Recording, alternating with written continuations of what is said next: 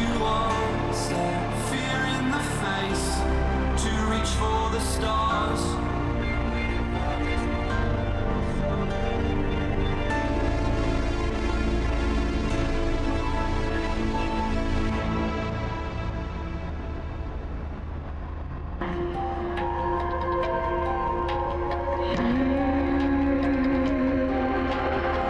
See it on my face, I made up my mind. Not another day, you're on borrowed time. Let me get away, yeah I'm running, yeah I'm running. So love me or leave me, I'm standing alone. Can't shake a feeling that lives in my bones. Lie to me, tell me you wish that you could, but nothing you gave me is worth what you took. 'Cause baby, when I'm gone for good.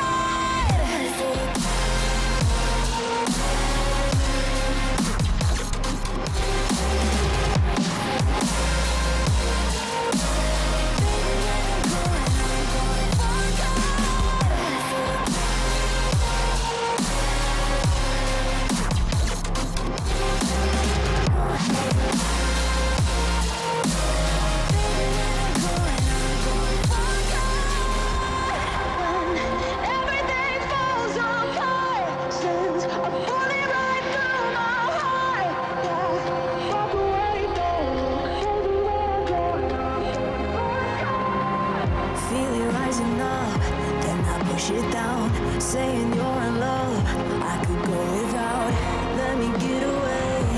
It's over now, it's over now. So love me or leave me, I'm standing alone. Can't shake a feeling that lives in my bones. Lie to me, tell me you wish that you could, but nothing you gave me is worth what you took.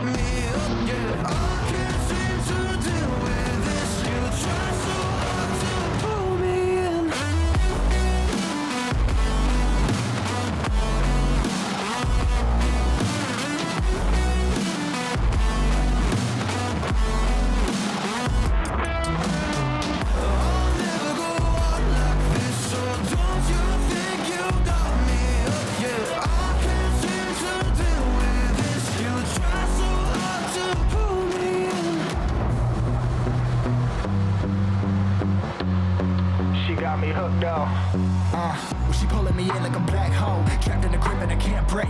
Out of control and I can't feel my soul and my heart on my damn face. Cause I ain't be nothing without her.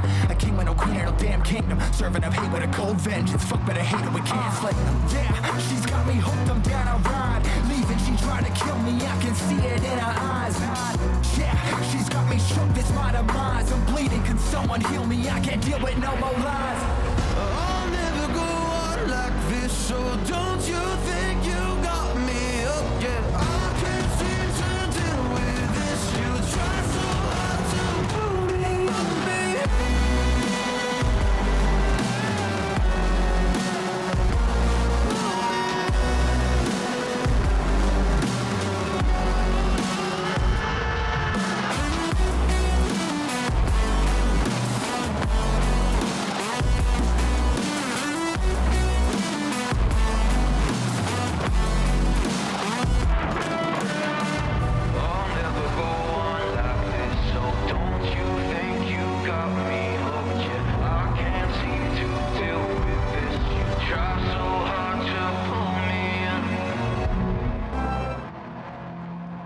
Hello, everybody. What is going on? It's another Sunday here. It's a currently dry track, but it's going to be a downpour, I think, here today at Autopolis International Racing Course, I believe is the full track name. It's a mouthful. Just want to give a shout out to Demon's Wife in chat. Hello, Demon's Wife. Happy to have you. I know a lot of the guys in, or a handful of the guys in the group have been feeling down if their significant other doesn't tune in, so it's nice to see some support. And with me today, at least for the GR86 race, is commentating. We have Winters once again. Hello, bud. How you doing? Thanks for having me back again. Exciting race again. Really technical track here, and we're going to see a lot of rain. I think the track starts is at R06, which means guaranteed rain when it's the first slot. So we're definitely going to have a downpour at the beginning of the race, and see how everyone navigates. It's going to be interesting today on strategy. Are people going to try use the intermediates and then stay on that tire until it gets dry? Are they going to take the wets and do a change? It's a very short pit stop here. It's one of the, I think, lowest pit losses of any track in the game. So we'll see who's done their homework, see who knows what's quick or what's not. But I would say winning strat today is probably Inters all the way to the end, but we'll have to see. Yeah, since there's no tire wear, of course, you can just choose to do that if you so choose, and that would definitely be wise, unless you just don't have the control. If, you know, I mean, these guys were practicing earlier. The lobby's been open for about just over half an hour, so they saw when it was real wet. Now they're seeing it when it's real dry, and you know, I don't think the Inter performs horribly when it's completely dry. What's your take on that? Well, I haven't checked. I mean, I think what some of the guys should be doing right now, I'm not sure if they are, but if I was them, I'd be checking right now what the times are on Inters in the dry, what the times are on the race hards, looking at the differential, maybe just doing a tiny bit of math. But usually it's pretty obvious without having to do the number crunching. But let's see what times they're doing. They're doing 17.5's the quickest time right now, I'm guessing, on race hards. What did we do on Inters? I think it was an 18.5. Yeah, was it? I think Maybe it was a few 18.9? seconds down, yeah. So 1.5 seconds? Well, there's not enough laps to make that up, so I'd say Inters from the start and run that the whole time. But then I don't know on the first couple laps if wet's stronger than Inters. You'll see on the left, bottom left for people watching the stream, the bottom left of the screen, you can see there's a hydrometer right next to where the timer is in the bottom left-hand corner. The first bar you see, that's how wet or dry the track is. The first third of that bar, typically you're going to want to be on racing tires, your slick tires. You go into the second part of the bar, typically intermediates. You go into the third part, and it'll be blue, and that means they're standing water. You want full racing wets. You can do that third bar on intermediates, but you're going to be slower. You're going to be aquaplaning. So it's a risk. You know, you might lose a bit of time if you're driving perfectly, but you slide off the track, you're going to lose 5-10 seconds. It won't be worth it. Yeah, it's definitely not the easiest thing in the world to, once you're following that dry line for a long time, and sometimes it can be difficult to kind of see that dry line come into play. You know, or like you said, the moment you're off, if you start fighting with someone and you happen to go off on the wrong line, then boom, you're in trouble if you don't have the proper tire on. And but it could be beneficial if you're driving well and you're driving in the dry line. If you want to swap to racing hards and get that pace advantage, you know, that might be beneficial to you. Really depends on how the rain ends up going and how fast everything dries up, I suppose. We do have a 30-minute race here, so that's ample time. I mean, that's about as long as we've been in this lobby for practice, and yeah, we can see just how dry most of the track is. There are a few points, of course, where you can see the hydrometer kind of creeping up there a bit, but for the most part, it's not really any danger at this point. So, well, it will be interesting to see.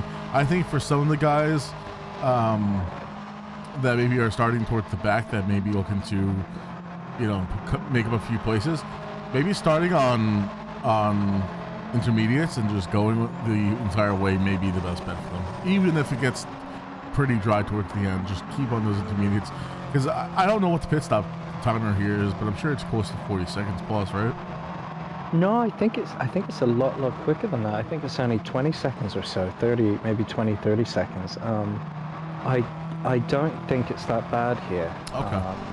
And it's going to be interesting for the manufacturers race too. You know, whether people are going to do a 2 or 3 stop.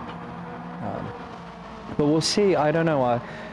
Marino just asked me what tire should he drive on, and I mean, I have to say, really, people should have done their homework, because the only way you can really know is know what the pace difference is starting off the race. And also, you got to bear in mind, you start the race in a big pack. It's a grid start, long way down to the first corner. So easy to go off there. So easy to outbrake yourself on the wrong tire. And you know, do you really want to be fighting an entire pack on the wrong tire for the first few laps, or would you rather be on a wet tire? Right. That's tough. I mean, I feel like for me, I feel like it depends on where you're gonna end up finishing, what you have going for you. In my mind, I'd rather go safer, but that's also because I know personally I'm a bit of a less consistently well-driven person. I don't drive well consistently is what I'm trying to say. So if I have something that can help me, like maybe the full wets at the start and then transition to intermediates later on, I might do that. But again, like you said, doing the homework and putting that time into practice really will make a difference, I think. Yeah, but again, you know, what's safer? Is it safer just being on the same tire you're used to the whole way, or you say it's safer starting on wets? I think it definitely is at the start, but then when you're crossing over, it's not safer at all. You're going to be on a slick tire. You're going to want to pit as soon as you can to maximize that strategy to make it work. And yeah, I mean, when do you pit? I don't know. Yeah, we don't know. We'll have to see. I know I didn't get any practice this week, unfortunately, but I also wasn't racing, I guess, so I didn't feel as pressured too. Yeah. I'm sure some of these guys were practicing. I know we had the Thursday practice session, which I think is a great idea. You know, obviously it's a bit tough for the non-Americans, but every Thursday we have a for fun weekday lobby, which is kind of open, and you know, we've started holding just quick practice sessions for both the GR86 and the Manufacturer Series race every Thursday night, which I think helps and kind of lets you bounce ideas off people and everything else, which is good.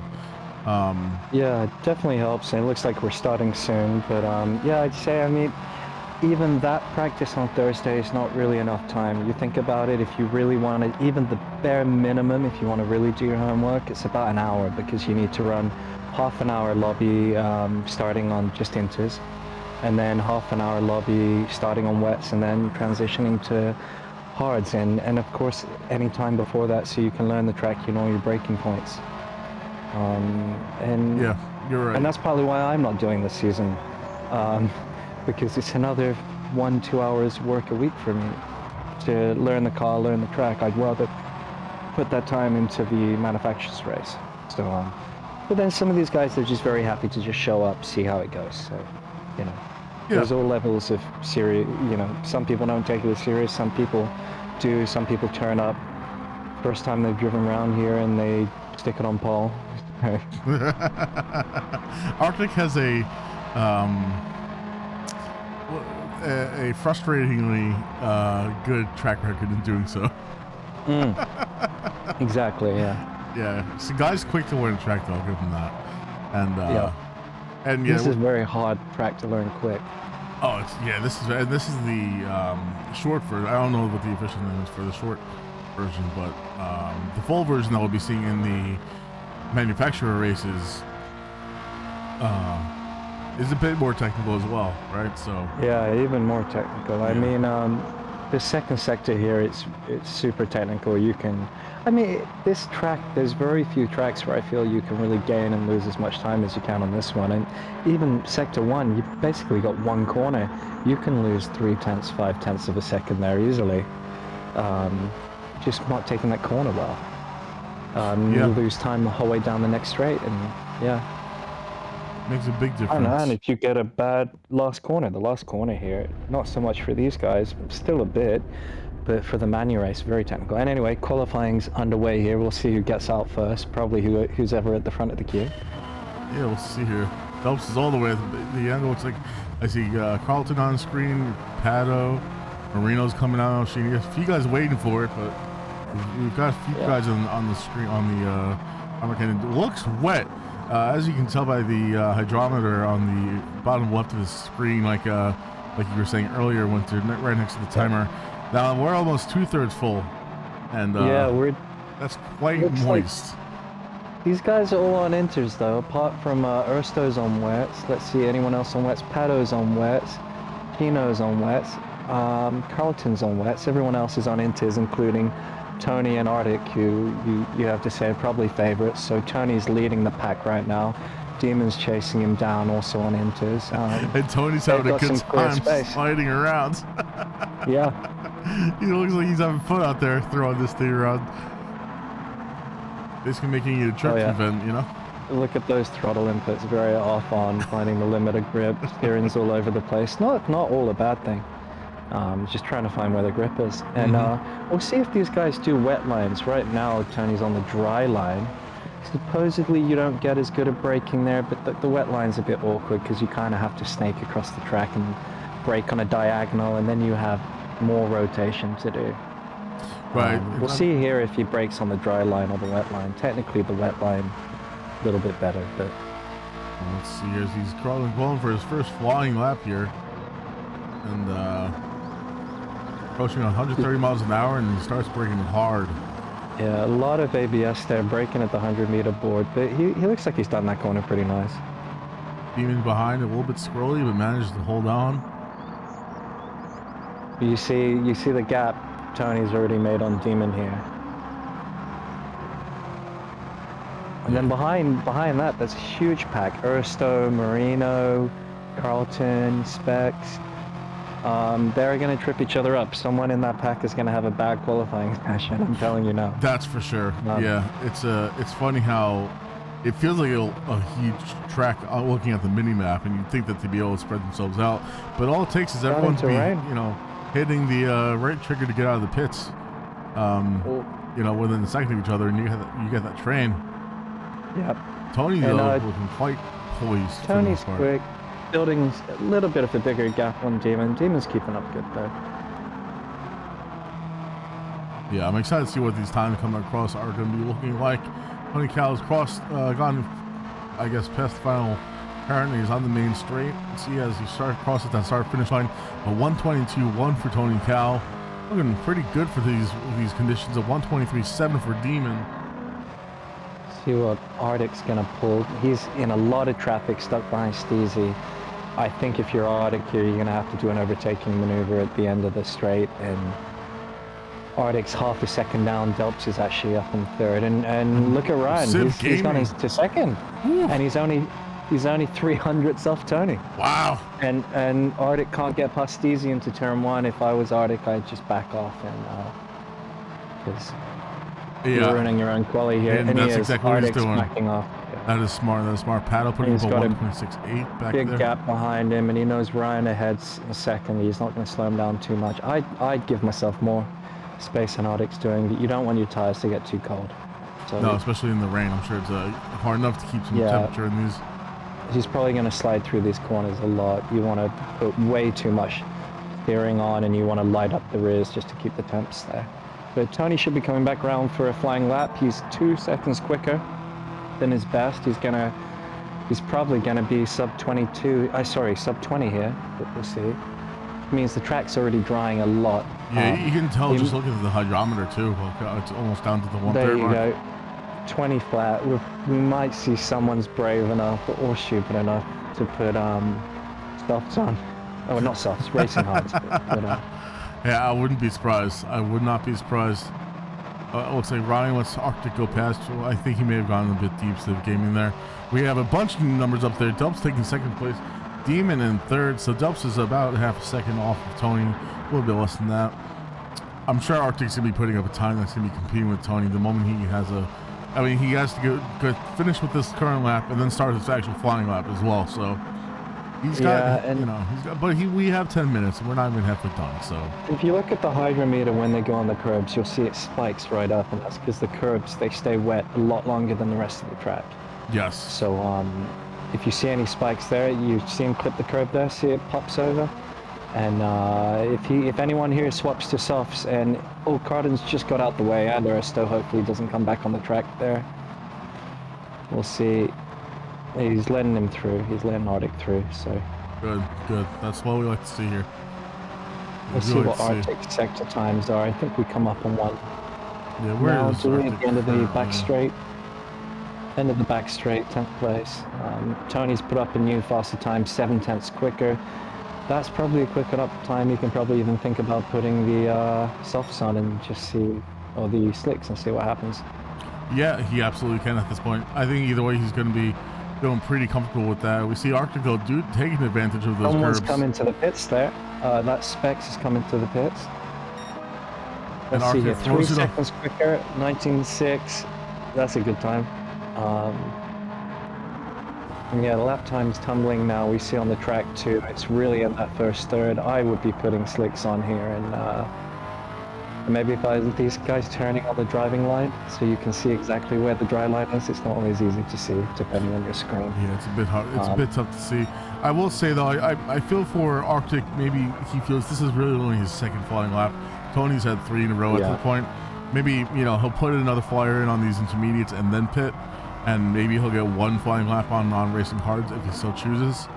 Well, for all the hard work Tony puts in on building the league, it always means he's running the lobby. He gets the first box. He's always going to be out front during quali. So that's one of the perks. And as we see the rain starting to come down now, so if anyone did pit to slicks, they're probably going to wish they didn't, because that last sector is back mid 2.5 bars now, so slicks would not work there. So if anyone, Delps, if you were listening to the stream and took my advice, I'm sorry.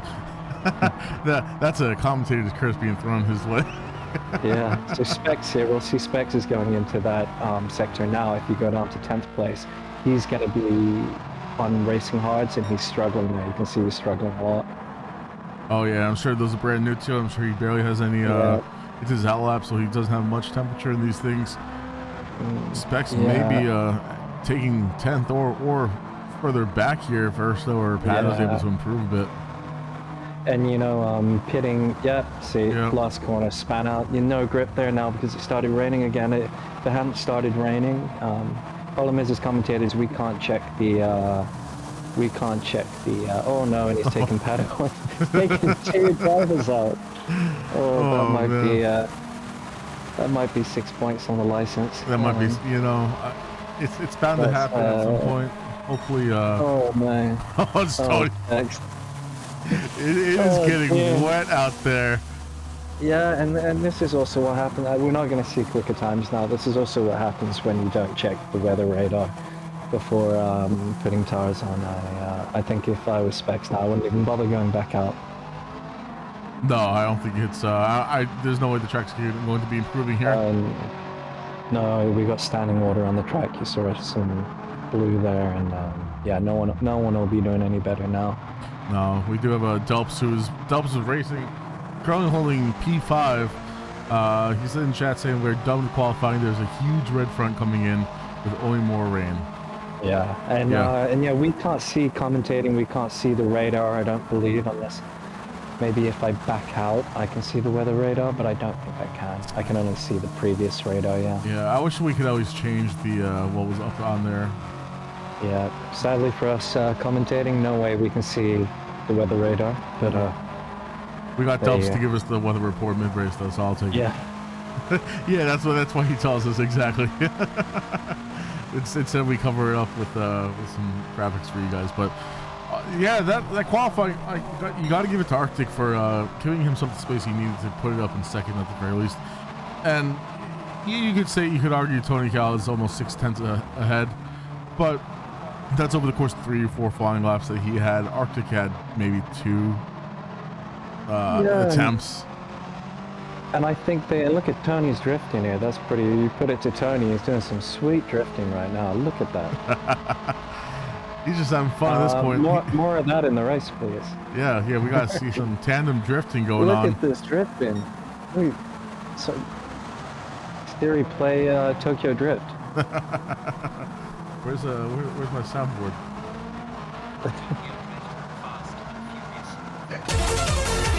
Oh God, no!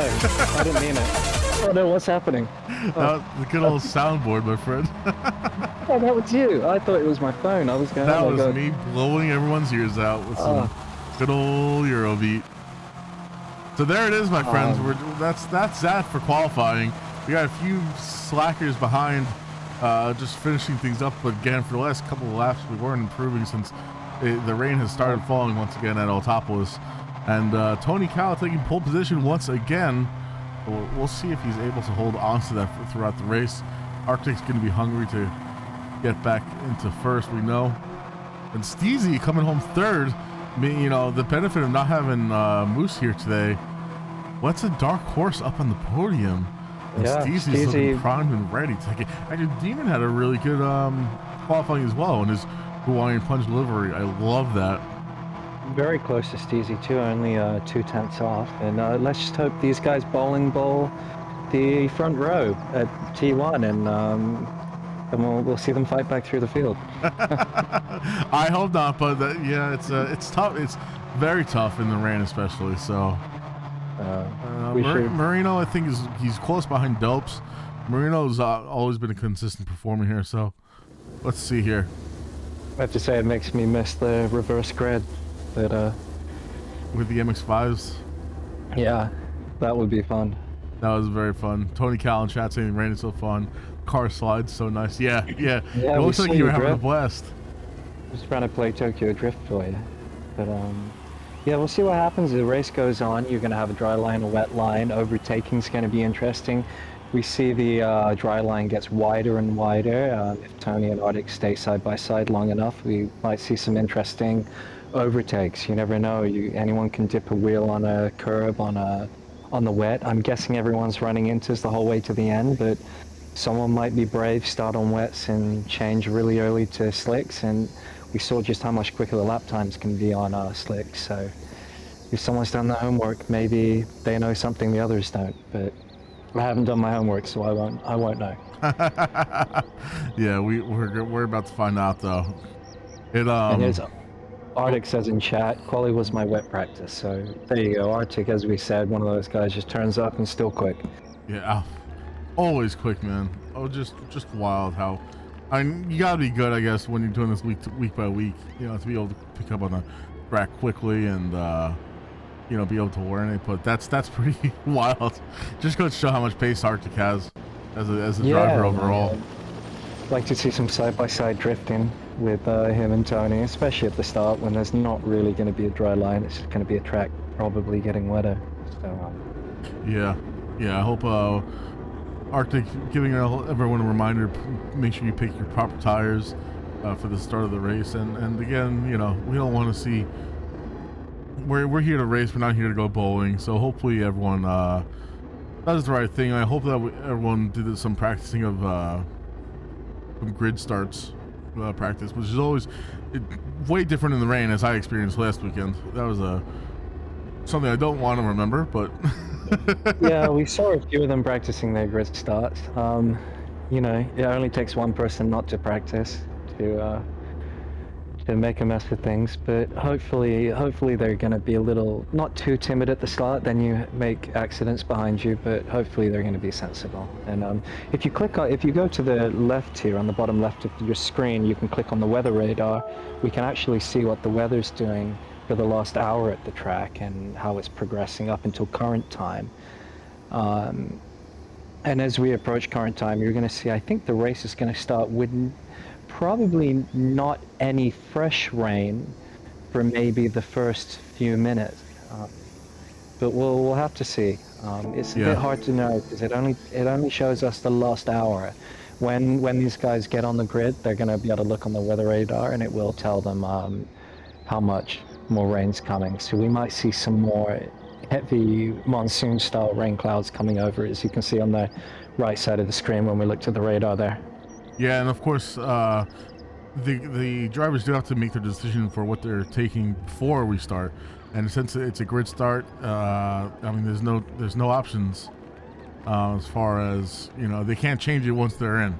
So hopefully they make the right choice before the race starts. I think Ursula may just be re-entering the room here in just a moment, and then we'll be getting started. I'm just laughing at our Discord chat going wild. Please be cautious going into turn 1. Please be cautious going into turn 1 is the repeated message here. I'm gonna join in the calls for caution and type send it T1. See what happens. Just full send, bud. Maybe if we wait out the rating long enough, it just won't show up. Excuse me. Alright, I just asked Anthony, Tony, Kyle to see if we were waiting for Ursto or not.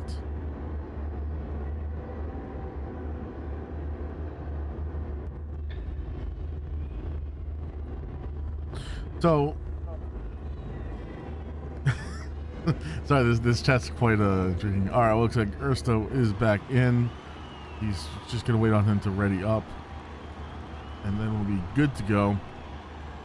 So, all right, who's your dark horse pick for the third spot on the podium today?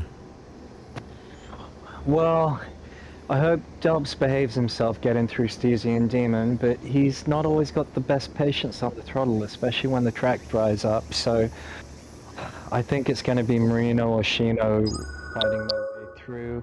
I love to see Demon or Steezy keep it though, and I love to see those guys battle. So, I mean, and also Ryan had a really quick lap, didn't he, in the wet? So He did. Oh, this isn't the race. Anyone in the top 10, really. Oh, the race has been cancelled. Was that because it wasn't wet, or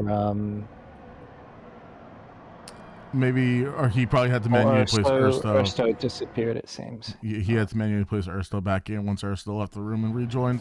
Okay. See I'm gonna look at the weather again for the last hour, see if that's changed. Let's see here.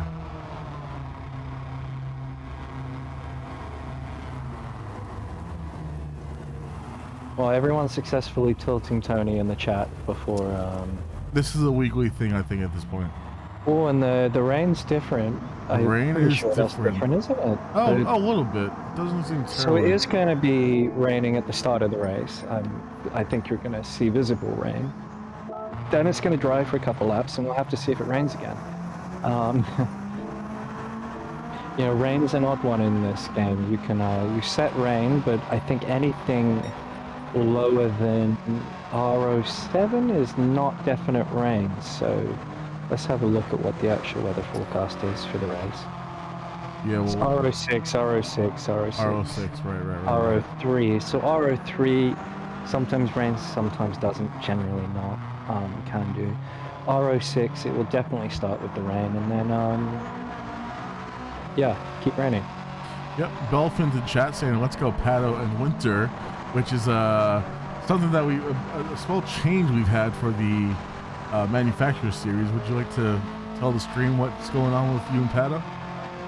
Yeah, so I've taken on new teammate in Pato, and he's put, I don't know if anyone's practiced as much as him. I'll try to put in as much time as him for improvement. And but I just like to give him a bit of like direct feedback, you know, really have a look at why he's not improving at the rate someone putting that much time in should be. And you know, some people have said before, you know, it's all well and good practicing a lot, but if you practice the wrong things, you can give yourself bad habits. But already we've got his pace pretty quick. In the Manu race later, I'm hoping he'll do well. Gone through a whole track guide with him, down to the most minute detail. And he's done some really good laps. He was putting in he was almost breaking into the 46s, and Moose, who won the last race and won the season last year, he was only in the 46s on the medium tires, so that's pretty good pace and progress. So we'll have to see what he does. We'll have to see what he does. So it looks like we'll be starting here soon momentarily. We got the go ahead from Tony Cal. Everything's set up. We're just waiting for the room to finish going while we see the dance of the cars here on the main straight. Because we banned tire warmers, so this is how people are warming their tires. This is how we're doing it these days. This is cars in their habitat. And another good luck Demon from Demon's wife in chat. Lovely to see the sport. Yeah, Demon's done great. I mean, he's starting from 4th place. If Tony sets the manual grid right, And he's gonna be, I think are you on the inside going to? I'm not sure if evens or odds get the inside line. I'm not too sure. I want to say evens, but it could. Oh, see, yeah, we're not sure. Oh, what's the? Yeah, we don't know. I think you're right. I think it's odds. I think I just. Either way, this is not a corner you want to be on the outside of. That's for going sure. into turn one.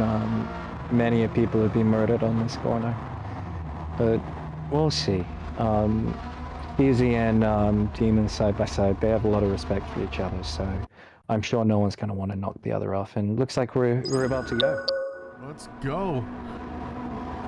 And it's looking not quite the downpour we thought we were initially going to have, but like we said, we had to change here, and we are going to be underway here soon. It's strange to be getting a blue flag warning already. Pado's on pole for some reason. Well, so everyone's on inters except for Pado. Ryan's on wets, Carlton's on wets, Ersto's on wets. Pado has gone back to last. I'm not sure why he was first. And we're a go here at Autopolis. Yeah, I think it was just a lobby setting, strangely enough.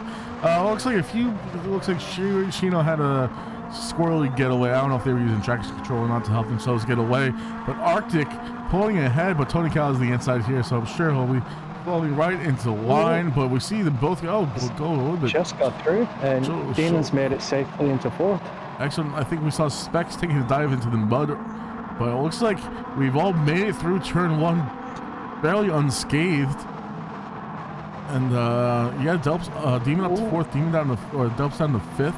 Looks like Ryan making a move on Marino out back, but it looks like Marino's kept the position, and there's the rain coming in. You'll see the windscreen wipers are starting to go again. Oh yes, here we go. They got those auto windscreens on. It's a very nice feature there.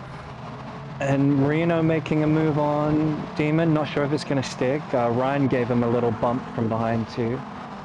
But looks like they're keeping position. Steezy's in third. Delps is up into fourth there. Yep, and Specs starting ninth. I can't remember. I'm not too sure. Can't recall, but good. Some mostly respectful driving so far, which is good to see. Tough part here, though, you see like Civ. A lot of accidents up front here. Steezy went wide there. Ryan's through into fifth, past Marino. Demon's up into third. Yeah, Ryan was. Look at that. Ryan put his nose up in there and he got the move done. I don't think he pushed anyone wide. But we're looking at Marino and Young and Civ Gaming going 3 wide down this main straight almost. And again, it's Steezy making a move on Demon. Looking dangerous here. Let's see what happens. Does it manages to break the time? We see Marino behind. Gets his tires. Someone spun. Yeah, was that Marino spun? That was Marino spinning around. Unfortunate for I think he just got his tires in the dirt, and that's that for Marino. He's gonna have a recovery drive on his hands, but you know what? He's got pace. I gotta say, commentators curse. Who were my first two picks for the third place? It was Marino and Shino, and they're 11th and 12th. So, Ado, my teammate, up into 9th. Ryan's clearly led him past. Ryan's doing some drifting there, I think. But Delps is down to 8th from, was he in 3rd or 4th? Demon's standing strong. He's actually not let Arctic build a gap. And we got Tony out in the lead. Hey, that's good. I mean, yeah, he's got under a 2-second gap, Arctic, which is good to see. And he's got Steezy behind him, about a second behind, so he's got a healthy gap on either side of him. Now, Demon's Demon, I guess I should say, in the previous season were long straights where he would randomly make a right on the straight. And I think that might have happened here at Autopolis one time as well. I can't remember which track it was. Hopefully he remembers today to not turn the steering wheel too early into the wall. And it looks like he's doing well so far to not do that. Yeah, it's going to get harder as the race goes on. You're going to have some people maybe braking 2 tires on a wet line, 2 tires on a dry line. They're going to really make sure they don't do that. But Demon's putting in purple sector there, and probably the track's drying up quite a bit now. Yeah, you can even tell by the hydrometer on the bottom left side. We're down just barely a third above the bottom line there, and it's getting drier the more laps we put in. We're barely 3 laps into this race, and and so the top wet runner right now is Carlton, running in 5th place under pressure from the Specs. track's definitely not dry enough for slicks yet. I can't see the weather radar, but if they're looking at the radar and they see a window, they might come in the next few laps. Yeah, I do wonder. I imagine anyone who's on wets. I mean, I don't know what the radar's looking like, but especially if you're on the wets, you're gonna want to be coming in sooner than later. Dobbs, can you tell us what the radar's looking like? I know you're listening. I didn't mean to jump on here. I meant to jump on board with Dobbs has got a long run down the straight right now. I know you've got time. He uses that speech to text function, you know. Do us proud, Dobbs. Oh, and Carlton goes wide and leaves the door open for Specs there, and we see Ersto behind him and going for a run through the mud. Ersto can be dropping places. Specs with no sponsors, but he might get a few after that move. We'll see. There we go. We'll check up front with their man Demon, who again he's building that gap on Steezy there. Now over 1.2 seconds. But you can see the front runners actually running away here. Tony Cow over a second ahead of Arctic. Just barely though, and Arctic having a healthy 3-second plus gap to third place. So it really is, it'll be a race for third here today. Yeah, and we got a message in from Delps here. He said there's some rain coming in. We're still a little bit away. So anyone going on slicks is going to be a big gamble. I think that rain is going to be the RO3 window we saw. Sometimes that does mean rain. Sometimes it means there's a bit of drizzle on the screen. Doesn't make anything wet enough. But if the track's already got some water on, you know, maybe that half a bar can put you into the next into the Inter territory. If the track was completely dry, it'd be fine. But looking at the track as they're going around now, it's barely wet at all. I haven't seen that bar go over the first third unless someone's on a curb. Right, and even then, some of the more used curbs are completely dry there. Yeah. Completely dry. I mean, you almost want to write in chat Kelton pit for But yeah, though I think he did just say rain arriving in 1 minute. We'll see if that holds true. Civ Gaming notably on wets, which unfortunate call for that. I don't know if he looked at the weather radar for after the room was updated or not, but may have been going for the safe, you know, thinking maybe there will be worse to come, but definitely Inters would have been the play. Ersto has spun out earlier and is now on his rear end. Ersto's on those wets as well, though, and notably this might be the wettest part of the track here, though. And Arctic's closing in on Tony here. They're both chasing him off the dry line, and Steezy's maybe making a bit of progress on Demon, but still a healthy gap there. Yeah, I'm sure Arctic's hungry for a win. I'll have to pull up our standings because I can't remember off the top of my head who's won the last few races or not. I feel like Moose has been fairly strong the past couple of weeks. So that's a bit of rain coming in now, and it's just putting them over that first bar. So it is going to be too wet for slicks here. And you can see Tony's doing some nice drifting through there. Some nice drifting for sure. Beautiful. Traditional Japanese touge section, I guess. Here, as we're in Autopolis this week, which is in Japan. That's not just me being weird. No, promise. It's nice to see. Nice to see Demons on a Japanese track. We got the Japanese mountains in the background, and this car famous, of course, the old 86, famous for racing around those mountains sideways. So. Sideways, yeah, that was the only way to do it, sideways. Yeah. So let's see how the rest of the grid is doing. I know that we got Tony and Arctic battling, we've got Demon and Steezy looking for a fight here. And then behind Specs, it looks like maybe we have Shino and Carlton looking at each other, but Shino not quite close enough to really make any moves. We will have Marino back up to 9th now. Ersto up to 10th. Who looks like they managed to get past Civ Gaming. Civ, though, not giving them too much room. Half a second difference between the two of them. And then Pato is down in 12th, a little ways away.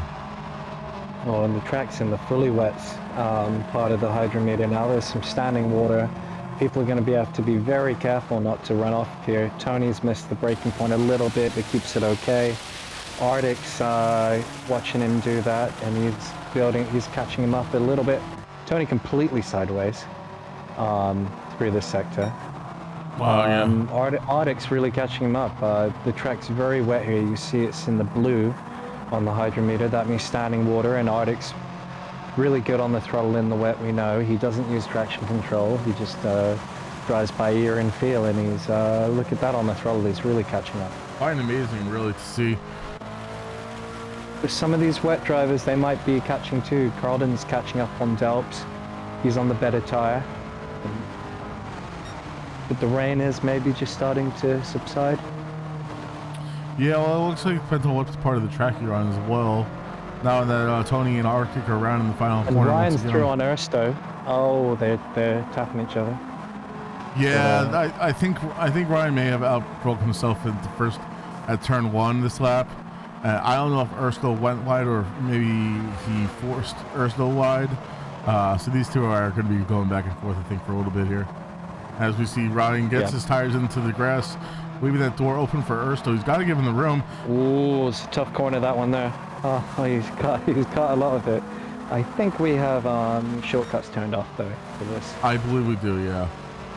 Yeah. Hopefully his tires will be dry by the end of the straight, or that's going to be a very tricky braking zone. Let's see here again. I think once again this is exactly what happened last time. I think that's because he has dirty tires. Yes.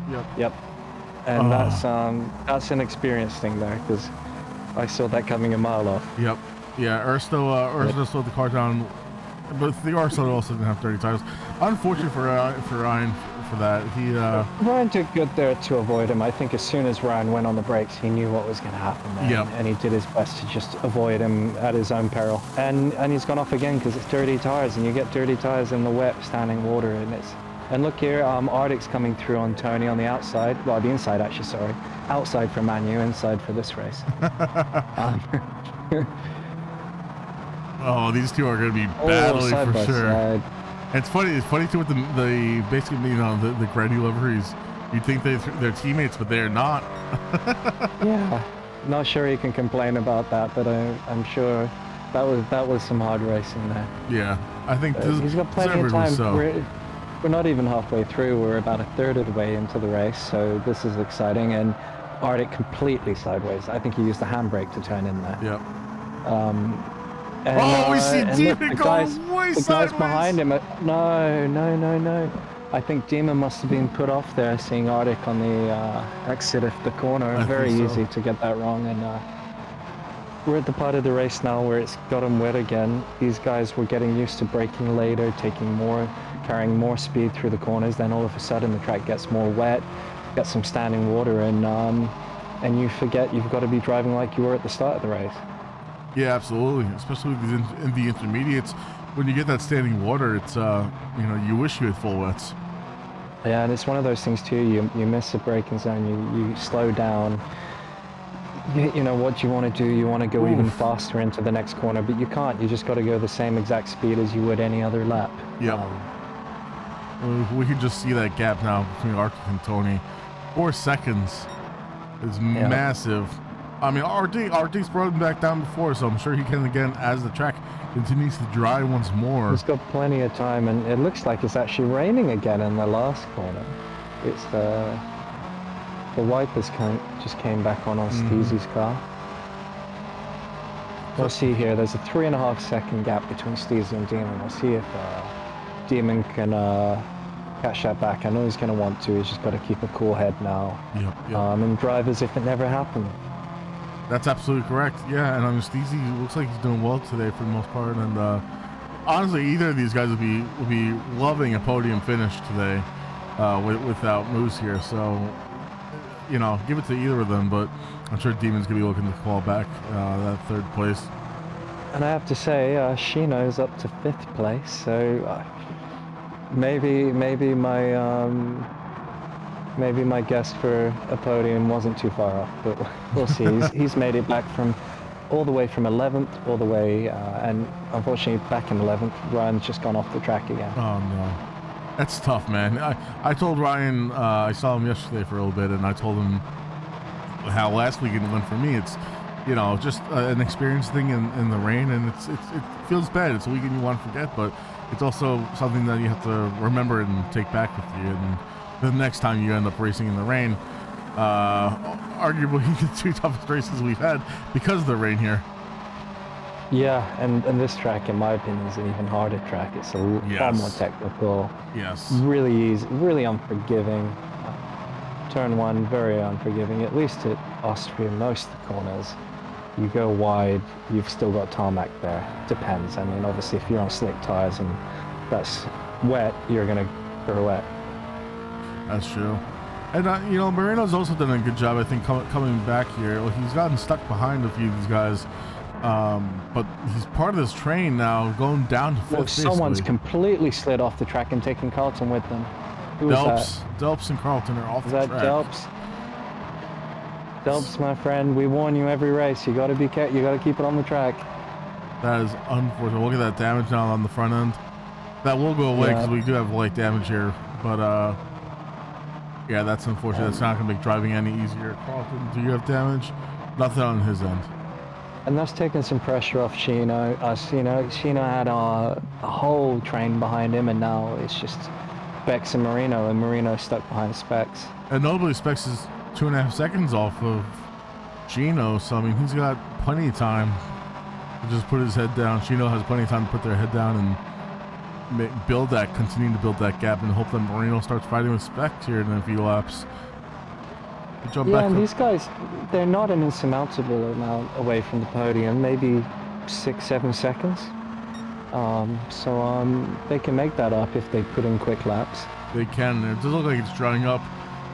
Delps in chat saying that the rain is stopping. Yep, that's how it looks. Yeah, it certainly looks quite a bit drier out there. So I don't know. It'll be interesting to see if the radar has anything else to say, if it's going to spit some more rain. But I think the forecast was to dry up towards the end, so we're just over halfway through with this race. Yeah, I think that was the RO3 period, so yeah. I think it's gonna get dry now. I wonder if it gets dry enough within the next 5 minutes or so for racing hards, who's gonna gamble on that? Who would benefit from that gamble? I've got to say it's probably Delps, isn't it? Because he had that off.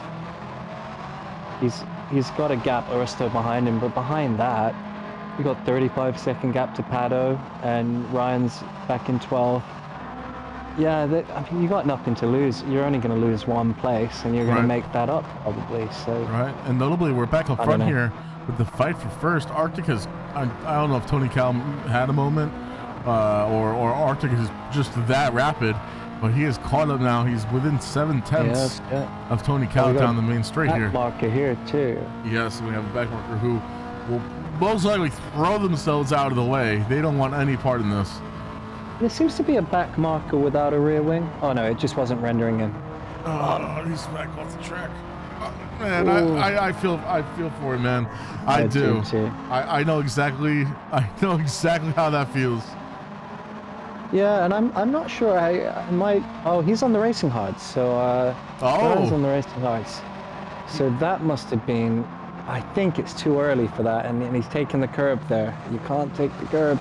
He's you got to be very. He's off again, and he's not taking the dry line. I think that's what it's looking like here. Mm-hmm. And now he's gonna have the dirty tires. Could be real tough to get him clean, and he's gonna have people behind him. Is behind him. Yeah, this is the problem now, because he's a back marker. He has to get off the racing line, which is the only dry line. Yep. Bulb, listen, got to give it to him for the attempt at, seeing that it was drying up and probably hoping that it was going to be continuing to dry. Come on, Delps, put the dry tires on. And Ryan Don't touch the curbs.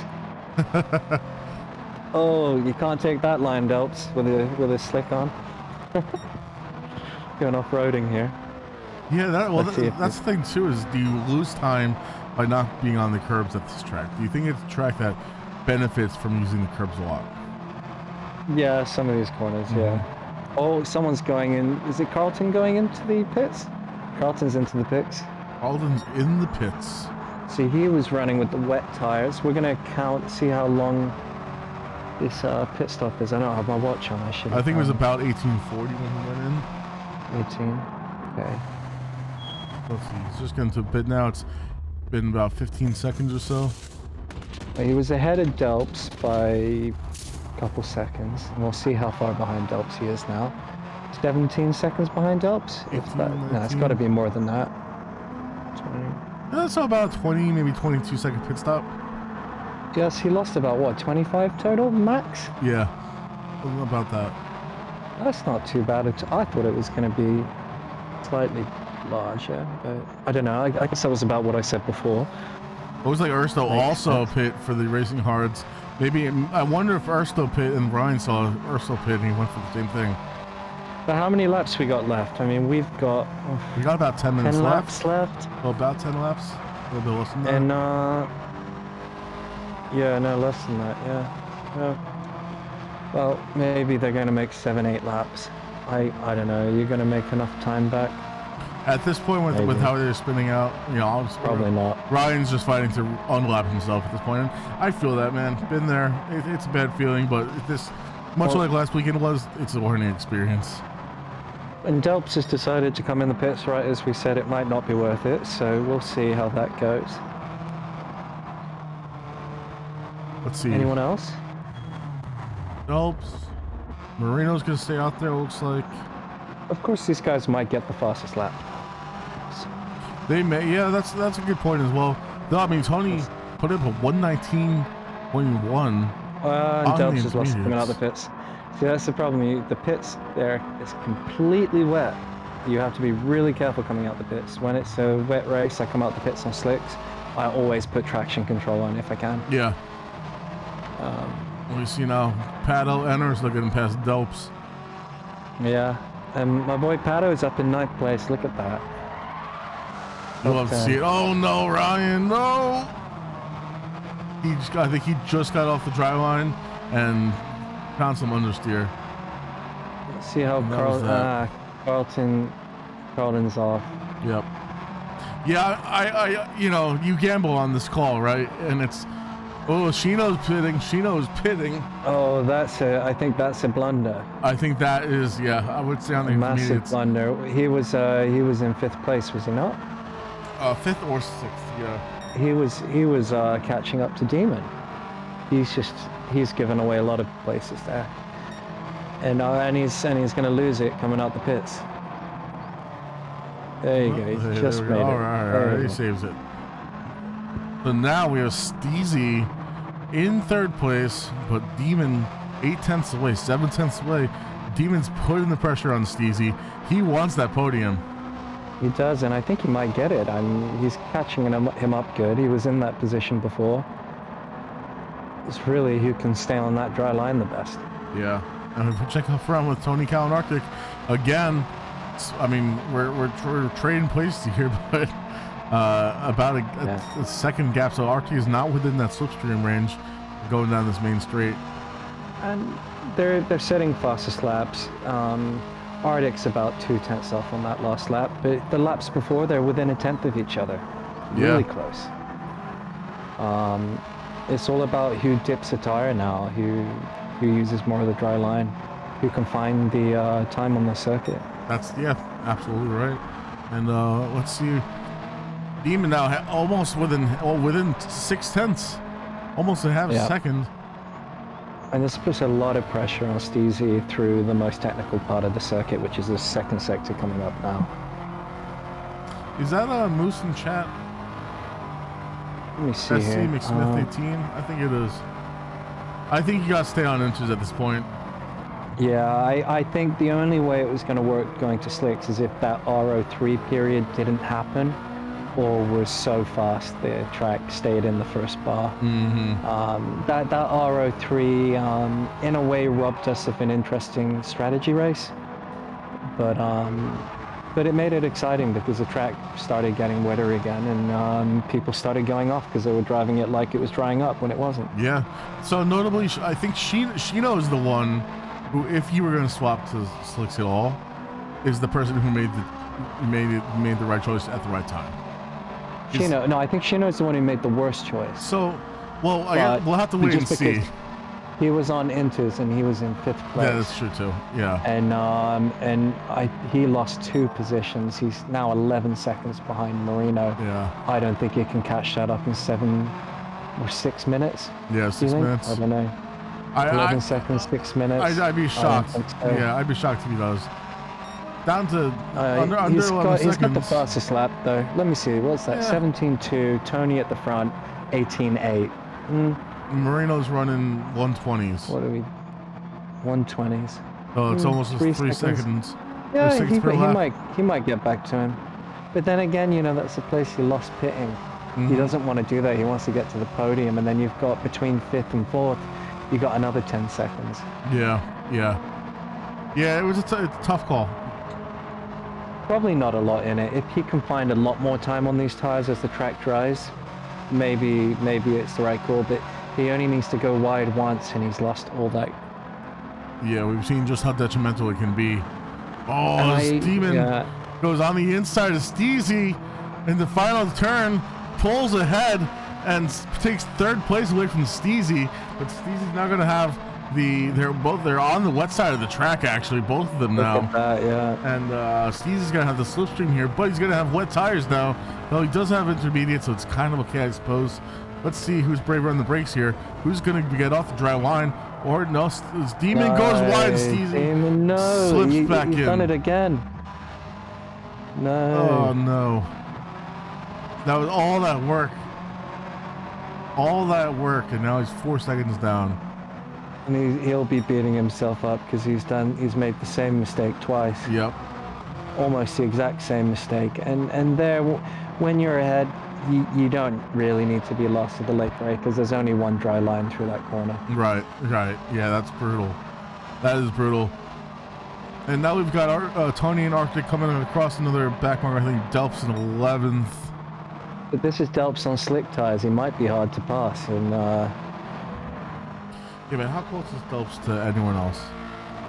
Okay, Delps so in he's front of him. He's got Pato, and he's just not going to want to let Pato beat him. So yeah, this is a tricky situation. Blue flags, Delps.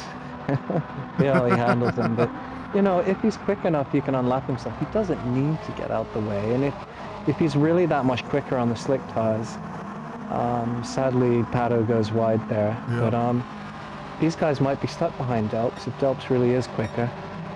Yeah. It looks like Tony's time's plateauing around the 18.7. 18.6 for Arctic, probably with the slipstream. I don't think they're getting quicker than that, but we know the guys on slicks, they're going to be going sub 17 soon. Yeah, though, I mean, all it takes is like we've said before, it takes one tire out of place, to get off the dry line with those slicks, and you'll be gone. So Delps has really got to play it careful here. Delps is notably slower than Shino, though. He's doing 19.7s. Shino's, over 2.5 seconds quicker than him. Yeah. Ooh, Shino, I don't think he's going to have enough time to get past Marino, but he's going to be awfully close by the end of this race. Yep. I mean, what a recovery drive for both Shino and Marino. Yeah. And Delps can see Ersto up ahead of him. But yeah, Ursul's kind of in no man's land. We got 2.5 minutes left, and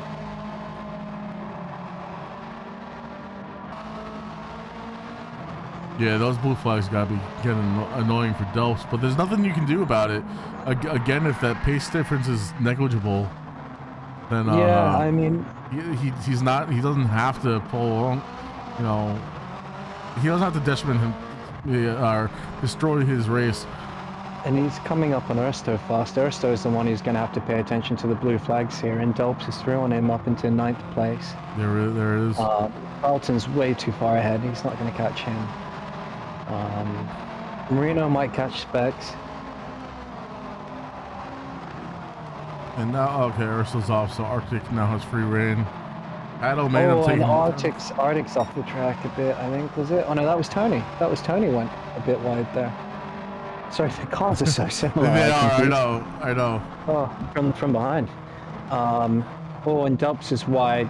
Dubs has got to let Arctic through here, otherwise it's bad news. Yeah, there he goes. Okay. There he goes. He's just got through. Tony did lose a bit of time on that last lap, but still, what is this? Are we looking at the last lap now? Oh. No, I think we'll get one more for Tony and Arctic. Yeah. Maybe. No, I don't know if we will. No, we won't. You're right. This is going to be the last one, I think. Yeah. So this looks like it's going to be the last lap here, guys. Work away down the field. Doesn't look like anyone's really close enough. Marino and Specs, if Specs makes a mistake on this lap.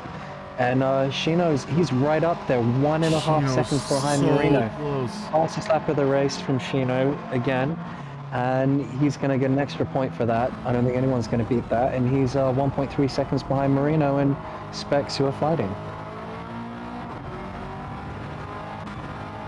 Yeah, well, I mean, being Shino, man, you could see 5th place in your grasps if you just had another couple of laps. He for sure. And the sectors where he's going to make it all, I think he might be able to do it. He's going to really push a car hard through here. He's going to have to, Shino's going to have to dive up the inside here if he can't. No, he can't. Would have been a little too dangerous. A little switcheroo here. Let's see. He goes up on the inside, side by side. You got to stick off that curb. Marino's not going to give it easy. He's going to be a lot quicker through here, Shino, and he's going to have to go for it in the last corner. Yeah, that's going to be it. I mean, great race between Marino and Shino right there. Arctic and Tony across the line. Tony takes the win, but we're on board here with Shino looking at Specs. Can he do it in the last corners? He may get better traction out of here, but... Ooh. Oh, baby.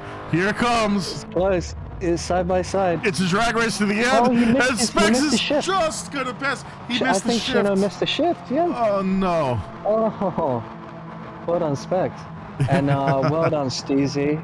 Podium. I was completely wrong with my guess. I'm sorry I didn't say you. And good drive from Demon. I know he'll be upset about that T1, but a P4 finish is pretty good. I wouldn't complain about that. You know, Demon was probably his worst enemy today. And the Drift King takes the win. Yeah, and Tony Calco for the win. We didn't even get to see these guys finish the line because Shino was giving us the show finally. Yeah, and it was an interesting strategy call there. You never know, a lap sooner, a lap later. Yeah. I think Shino would have to say, I think if he stuck on the same tires, he could have even capitalized on Demon's mishaps. Probably. I think at that point, yeah. Unfortunate race for a few of the guys, but happy to see Steezy on podium. That's fantastic to see. He it's something that I had been saying last season all the time. I was like, Steezy podium, and it just never happened. So very happy to see that. I think Carlton had an okay race for himself. You know, had a few mistakes here and there, but kind of, you know, the craziness of the rain, I don't understand that. Ersto, Padua, and Ryan, you know, tough driving with the rain. I feel that, but now we get to turn our attention to the manufacturer race, Group 3 series, which I believe will also feature some rain, if I'm not mistaken. I don't know if it will. I think we have, is it the RO3? I don't know what the percentage chance of rain is, but it might rain. I mean, I'm doing my strategy as if it's going to rain just in case, but I think there's going to be visible rain on track. The bar is going to get a bit wet. I don't think it's going to warrant inters, but you never know till you're in it. Right, that's true. I also just real quick want to note, I know that there were only some of the drivers on Racing Cards, but Ryan had a 117.6. He was just about half a second shy of Shino's fastest 117.2. Oh, that's a good lap time, yeah. Good lap time by Ryan. Ryan had a strong start of the race. I think he just, you know, struggled a bit there in the wet. We'd have to look at the telemetry, maybe lock in the brake too much, a lot of understeer, and you just can't turn the car in and you go off. It's hard to know. You have to be really careful on the brakes in the wet here. Yeah, I agree. But hey, it was great having you again, and I know you got to run and get yourself set up in your rig. So I'm gonna let you go. We will be taking a quick short break, so that way you can get to that, and we'll get Ryan over here in the commentary box with me. Hang on, guys, and we'll be right back with the Group 3 race here at Autopolis. All right, thanks for having me, guys, and enjoy the next race.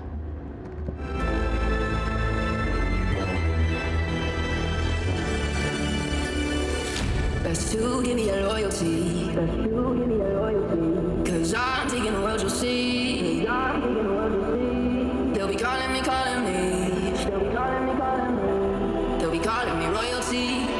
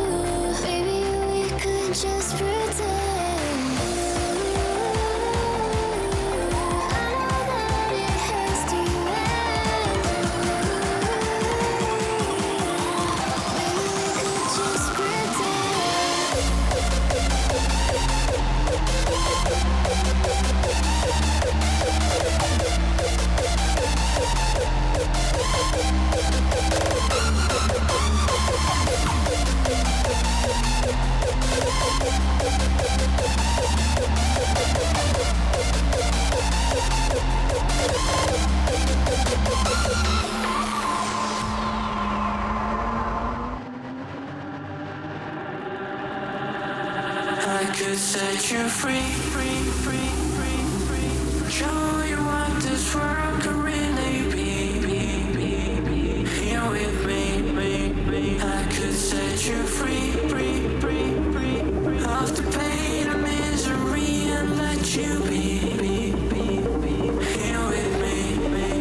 I could set you free. Show you what this world could really be. Here with me. I could set you free, free, free. Off the pain and misery and let you be. Here with me. I could set you free. I could set you free.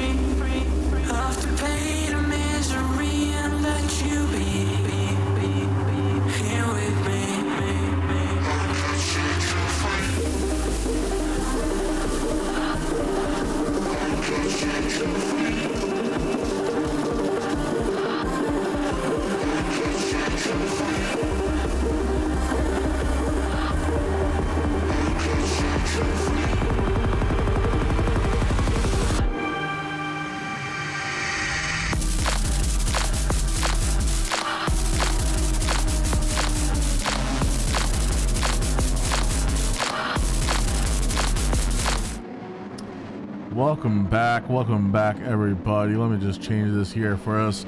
Well, we're in practice for about 10 minutes or so for this next coming up, the Group 3 Manufacturer Series race. And Ryan is no longer behind the wheel, but behind a microphone, and Winter will be on the track. Thank God. I'm never getting baited like that again into a race. For those of you who aren't aware, I was not home. I left to go to Texas last Sunday, didn't get home until Thursday night, and have not touched the game since, a week prior to that? So yeah. So it's been at least 2 weeks now. God. And so Anthony was like this morning, hey, why don't you jump in for the GR race? I'm like, all right, fine. And then I look at the weather, and I'm like, no. Yeah, man's got baited hard in driving in the rain. Yeah, Anthony is now going to be known in my phone as Scam Likely, because that's any time it is now when he calls. Yeah, so how was the race from your POV? It was. There were some exciting moments. Winter put it best. The second little stint of rain kind of took away what could have been an interesting strat race for us, and instead just made like whoever was on inters the entire time had probably the best chance. Chino probably gave us the best show ever though, because they had a very late change. They were on inters and made a very late change to maybe within the last 10 minutes to Racing Hearts, and it was after almost everyone else had done it, but they were up in 5th.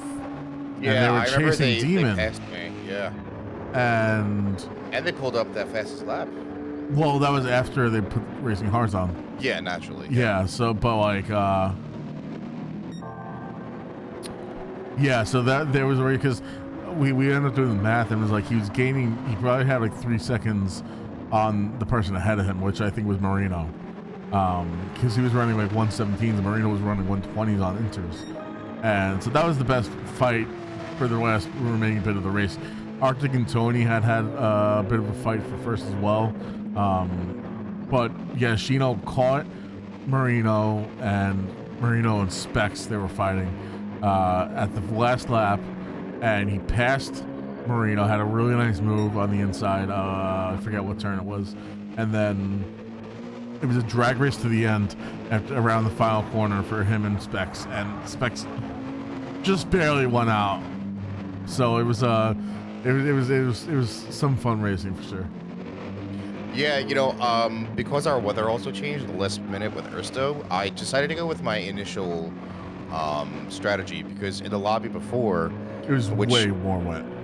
Yes, so I said because my plan was just to stick on wets the entire time and then go to hards eventually. Yep. Which I ended up doing, but it was more detrimental in the revised weather because of that. So that was unfortunate, and I definitely took a gamble on getting on the hards.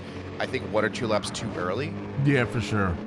I thought there was enough dry parts of the track that I would be able to, or drier parts of the track that I would be able to make up that time, and it just did not work out well. So that was my own fault. The lack of practice is another, but that's, it was fun to jump in regardless. Yeah, man. And also, honestly, like between that, but between like the rain too, it's just a learning experience. I had the same exact thing last weekend, which we didn't stream because Winter and I were both racing. So thankfully, no one got to actually see that other than myself. But it's something like, and I think I said to Winter earlier, it's like it's something that you want to forget, but something that you should probably try to remember a bit, right? So. Yeah, absolutely. I mean, I'll be completely honest. The car felt like ass on the wets. It felt miserable. Yeah. And then going to racing hard, it felt like you're on proper tires. You're on drugs or something. It was wild. Yeah, definitely just a learning experience. I mean, for you, me, Pato, again, there's more inexperienced drivers. I'll say I'm proud of my qualifying pace and my first couple of laps. That I thought was pretty good. And my pace at the end was pretty. I was you had a good start. And yeah, as long as you were on the dry line, you were putting a good pace, but inconsistency, as we say it every week, right? Anyway, that's enough about race 1. It's in the past. It's over. We're moving on to race 2 around the full track of Autopolis.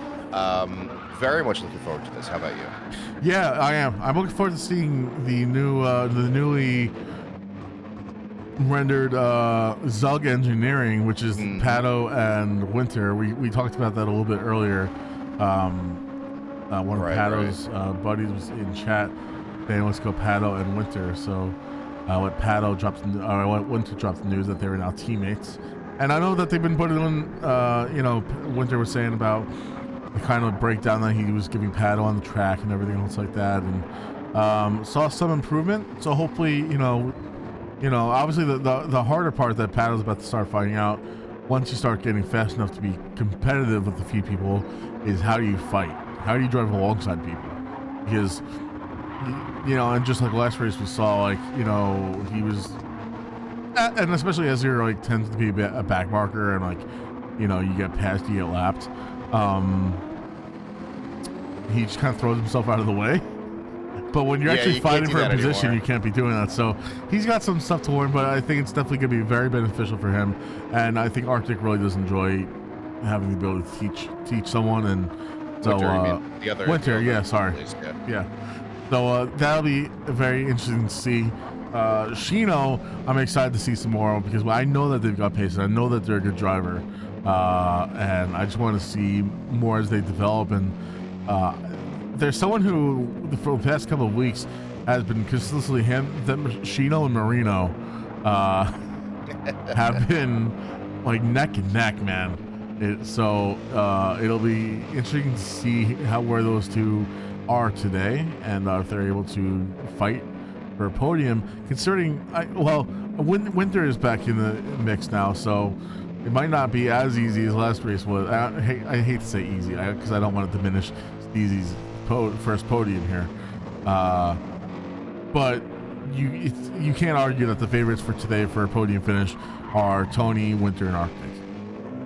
Yeah, no, you can't, but you know, it's also great for Steezy to get there. That I'm sure that fueled his confidence, right? Even in the GR race, I noticed he was pretty quick, so that was exciting. I'm excited to see how Pato does. Of course, we know that practice is good, but putting into the race doesn't always seem to translate. Sometimes I feel like you enter race mode and everything feels different. Yep. Yeah. It's a really interesting thing, but I'm excited for Pato. I'm excited for Winters. Oh. Shino, like we said, definitely has pace. Someone you can't ignore. Tony Cow looking fresh in that Fujifilm. Look at that livery, man. I am loving it with the cherry blossoms and everything. If you don't like cherry blossoms, you're wrong. Man, that is just chef's kiss. Mm-hmm. Yeah, we know Demon and Tony are, you know, great with their liveries and stuff. So. You know, it's something funny. So I asked after the last race, we were just talking about Steezy and his podium finish. And I asked him how he felt, and this is what he said to me. I like turtles. That's a very Steezy thing to say. Yeah, I listen, man. I know he likes his turtles a lot. Happy for him. That's not exactly what I was expecting from the question I asked, but listen, man. We all have our things that we love. So. Yeah, I'm surprised we didn't see a turtle-inspired livery today. You know, I guess the only unfortunate part is turtles are kind of slow. You don't want to put that on your car, right? Yeah, I guess, you know, damn, it's hard to even joke about him being mid now. He got a podium. I know, we can't be doing that. Yeah, so we have to find something new to pick on. So we saw, I'm sure Winters was talking about this track and everything, starting in 4 minutes, Tony Cal says. I'm sure Winter was giving you the talk down about the track, and obviously we're in the full one now, rather than the short track of the GR. Any differences we can come to expect? Obviously the track, the laps will be longer. Yeah, laps are longer, and there's an even bigger technical section now that we are on the full course compared to the short one that we were on the GR86. Marino in chat saying, "Hey, Marino, does that mean you're volunteering to be picked on?" Purple Eskin, where's Moose? Steezy got a podium. What's going on? Moose is at the in-laws, Purple. So yeah, your team's getting no points this weekend. Yeah, real brutal for you all. Purple just can't show up. I was gonna say the technical part of this track I really liked. I'm trying to see. Actually, here we go. You're on screen with them right now, kind of heading into where the track changes, right? So instead we were going straight, and you make a left here, and you've got this downhill section, which once you master, feels oh so good. Oh, it does it. You can carry so much speed through here. Yeah, that's not how you want to do it, Carlton. At least that's not how it looks on my screen, but you're right. You can carry so much speed. You can eat those curves up, and we're not expecting really wet weather for this race, right? Maybe a little bit, I think, but maybe I can't remember. Definitely nothing like what we had earlier, so. I'd rather be racing this time. Same, dude. Same. Oh, Marino, you know that we love you, though. You know that we love you. You know how Marino... I asked Marino how he's feeling. Earlier. Can you tell I'm having fun with the soundboard? That one was a little bit quiet, but yeah.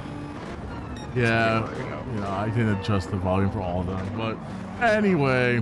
I mean, we could just talk about my race. Frankly, that's a skill issue. You know. When the bird wants to co-drive, so you have to remove him from Demon's shoulder. Demon's wife has been in chat today, which has been very nice to see. Oh, Demon getting some emotional support. Demon getting emotional support. The bird was on his shoulder. Oh my God. The bird was trying to be a second driver. If Demon ever does like rally racing, he's gonna need that bird to be in the cockpit with him, telling him, you know. Oh, sorry. Hold on. I just saw Demon's Fujifilm livery, and dude, Anthony. Listen, there's been some fire liveries this season, but Demon and Tony, man, are just absolutely killing it. And I like that they have several weeks now. They've had the yin yang look. Although Demon is killing that grass, man, brother. What did it do to you? That's sponsored by Honda lawnmowers. It's great to see, though. Winter made a livery for himself and Pato and are just embracing the Zug.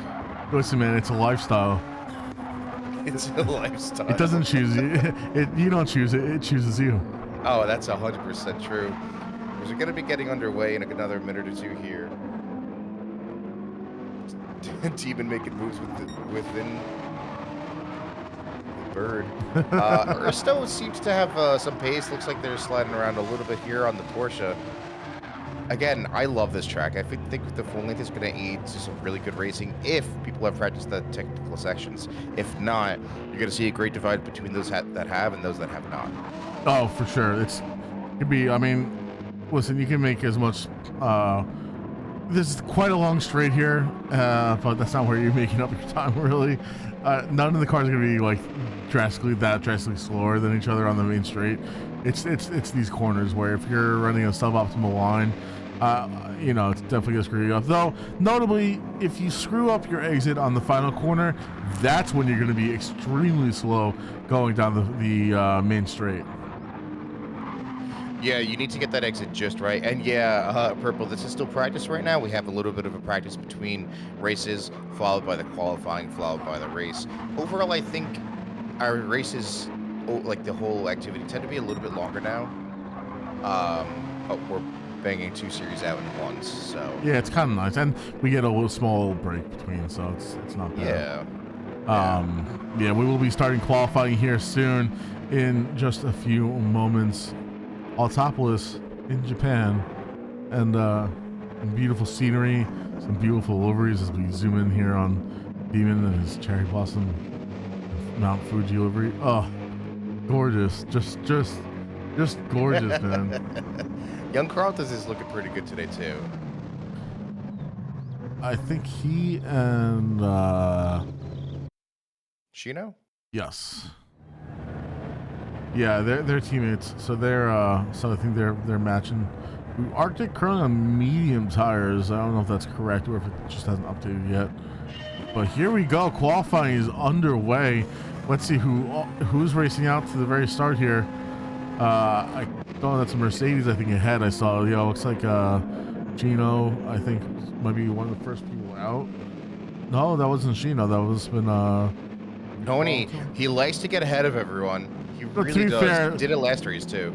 To be fair, since Tony creates the server, the lobby. Though notably, where is Tony? 5th? 4th? There we go. 2nd. Things are working themselves out, I think. Yeah. Oh, okay. Yeah, there we go. There we go. Wonderful. Yeah, but since LN Demon right behind him. Oh, are we gonna see some Tony giving a tow? We shall see. We keep talking about, will we see, teammates helping each other out. It's not something that we've seen too much of. I feel like we saw it less in last season of Formula One, and we definitely haven't really seen it here yet. Obviously, our super limited quality time, as well as not really getting to choose where you leave the pits compared to other people. It's not as controlled. But, hey, if Demon can keep up and get a tow down that main straight, all the better for them. Yeah, for sure. I'm just checking to see how many spots we got. We got 13 drivers on the grid here today, and so I know who to jump back to. And it looks like these guys have left themselves some space here. It's looking awfully tight up close. Awfully tight up front, I should say. Excuse me. And you just were on that Arctic Steezy Merino crowd, who got nice and cozy before as well. So everyone's going to be getting up to go on their first hot laps. Tony rounds the corner. No, that's Winter round in the corner there. Tony dropped back again. He lets Winter go, and now that we have Demon right behind Tony. I think this is a strat call, man. And this is something that I'm kind of excited to see if it's going to work or not. I don't know if Demon's pace is close enough to Tony's that he's going to be able to follow him through for a lap, but we'll see. Well, is it worth it for Tony to kind of throw a lap away so that way you can give a tow to your teammate? Is it that effective? I'm really not sure. Yeah, same here, but also notably that gives Shino, who's right behind Demon, a tow. So actually we have two teammates or two teams back to back. We've got Tony and Demon, Oh, yeah. followed by Shino and Young Carlton, who was a little bit too far behind him. Oh, and we also have Specs and Arctic. Team French Revolution. This is just how things played out. Yeah, I don't know how much thought there's actually gone into this or what. Especially it looks like now Tony's got a gap here on Demon, so I don't know how much of a play they're really trying to go for. I mean, at the same time, you kind of have to put your banker in first and then maybe try to fool around with any sort of yeah, Specs off in the grass in the back there. I agree. Also, maybe Tony was like, okay, if you can keep up, come through, but if not, I'm going to go. Especially if you're having, you can tell when a lap is feeling hooked up or not. And like you said, you want to get the banker lap in just in case the rest go wrong, Yeah, exactly. And notably here as well, like we do have tire wear now compared to the GR series where we don't. So we you have to take the tire temperature into consideration here, and I think it's like the first 3 to 4 laps are really their best on these tires. Winter puts up the first falling lap of 144.5, Tony Cal 144.8, even with a 146.2, Shino 146.3, very close between those two. Let's see, Young Carlton with 148, and I think we saw Delpson taking third right now. Arctic 146. I'm sure he's got more pace in him than that. I think the Arctic is just once again kind of in traffic and needs to make room for themselves, which is unfortunate. Like Arctic never can seem to get a solid start out of qualifying, which blows because he kind of ends up wasting a lap or two. Yeah, I mean, again, it is difficult, and I don't want to say like 13 cars, so 13 to 14 cars, right? That's the max we ever have. It's not like it's a lot, but it just sometimes feels like you cannot get away from people. But then you may have people who are ahead of you make a mistake and say, okay, I'm gonna save these tires and go slow this lap. Then you're encroaching on them when you're on a flyer. Yeah, it's hard to tell, and I also don't know what kind of times these guys are putting up. I know in practice, I think the fastest we saw Paddle put up was a 146. So we see Carlton having a bad time there. No. Hopefully, it doesn't impede anyone, and it doesn't look like he's waited. So good on Carlton to wait there. Yeah, talking to the tire wear, Winter is on his third lap currently, and his fronts are already hurting on the soft. So they definitely won't be lasting too long around here. It's very demanding track. This track will eat your tires up. I don't want to say exactly what Demon was saying about its strategy, just because we haven't started the race yet. But he puts up another fastest lap at 144.3. Tony Cal not far behind though, just under 4/10 behind with a 144.7, and Shino holding third currently with a 145.3. Arctic taking that spot away real quick though with a 145.1. Excellent fight to see. Delps in the pits, maybe waiting it out to give himself a bit of fresh air. Steezy. Yeah, I think they're actually doing a tire change. Interesting. Yep, and I can't blame them. You definitely want to, as you wear down your fuel, you'll get a fresher set of tires and hopefully some space as well, and be able to put in an even faster lap. As long as you can time it well, and if they have just under 4 minutes left in this qualifying, then it can work out well for you. Yeah, it's absolutely true. You're right. Crispy putting up a 147. Marino down in 9th at current. I think his teammate Steedy up in 6th. Excuse me. But not far behind at all. I mean, there's a 100th, or I'm sorry, like 300ths between Steezy and Demon, and then a 10th between Demon and Specs, and then there's no space really between like 5th and 9th on the grid right now. So it's tough.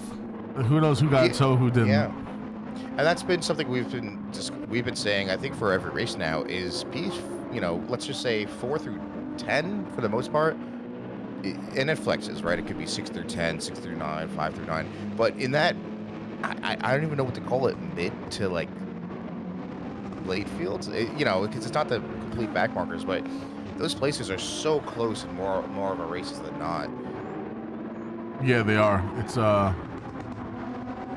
the entire it's like from 4th back basically, 4th to like 10th. Arctic putting up a 144.8, not enough to take second place from Tony. He's getting awfully closer. Yeah, Marino with another 146.1. Come on, Pato. We need. We're cheering you on, man. We want to see some of that speed that we saw in practice session with Arctic. Specs also goes into the pits. We have about 2.5 minutes left here. A little bit less than that, actually, of qualifying left here. Specs in the pits, currently 9th place. But again, that grid is just so tight in the midfield.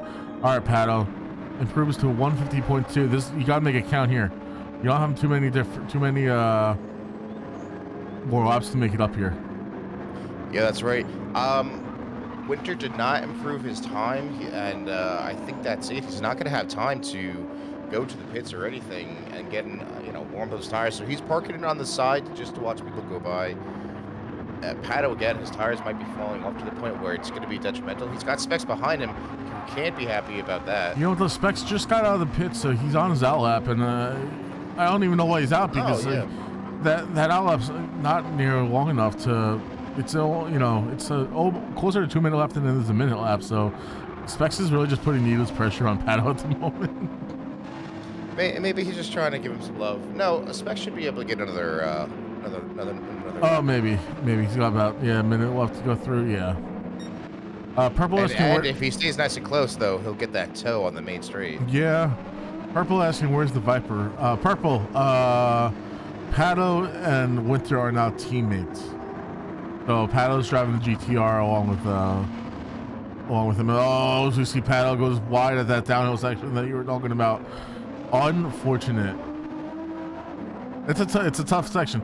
You carry a lot more speed going downhill than you think, and and then you're with the weight shifting in the car. It kind of changes how your car behaves, right? Yeah, you have to learn about the weight transfer and how everything's rolling over, and naturally your grip letting go because the tires are worn, right? So Winter's done. I think Tony gave Demon a chance to get the slipstream. It did not help. Unfortunately, Demon's fastest lap was a couple of laps ago. Oh no, Sheena left the room. Oh no. I hope that's just not a mistake. All right, so now this is Pato's final lap, his final chance. His final chance on his tires can't be feeling too hot. They definitely are not looking good. If he can improve, he definitely can improve looking at the pace of the other people, right? Like, their slow laps might be a 147. Right. 146. But for him, and now he's got someone else behind him. I think it's Carlton behind him. Yeah, so he's got to get used to this pressure, which is fine. It's just it's another learning curve. But yeah, the Viper's no more, so now he's got to learn another car. He's learning around a tough track. Yeah, actually Carlton goes to overtake Pato. This isn't going to help either of them get their fastest laps right now. No. Carlton may feel that it's worth it. Yeah, maybe he had good other sectors. He did put on a fresh pair of tires, or fresh set of tires, so I could see him being like, get the hell out of my way. He does put up a personal best sector there, so maybe, just maybe, it'll work out. Ahead of him is Specs, who's just now getting into the downhill technical section. Hopefully it works out for him. His fastest right now is a 146.4. Yeah, I think Specs has more pace here as well. I would be a bit surprised to see him sitting behind Demon and Steezy for too long in the race. I feel like Specs is someone who maybe doesn't qualify the best all the time, but manages to do well in the race for the most part. Yeah, I would agree.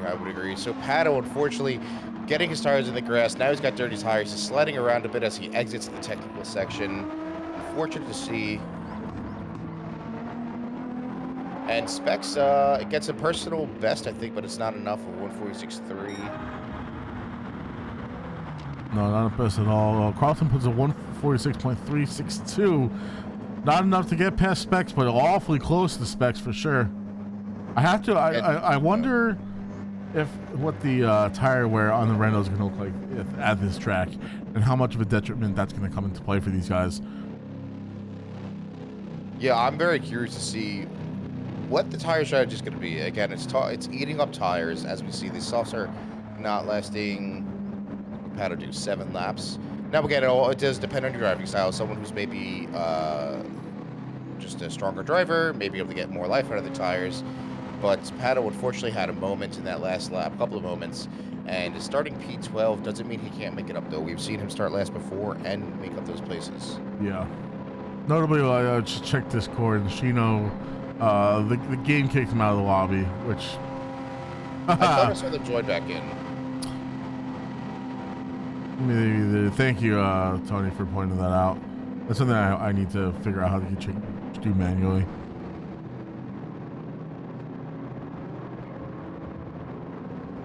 But yeah. So if Shino's able to join back up, then I don't know what their fastest lap was. If Delps ended up taking fourth from them, or well, let's see right here. Well, it's not gonna show, of course, right? So yeah, Winter taking the fastest lap or pole position, I should say. Kudos to them. I mean, the GTR is very quick, but Tony Cal awfully close behind, and then Arctic just under a half second behind Tony Cal. Again, I wonder if the tire wear on the Renault is going to be rearing its ugly head or not.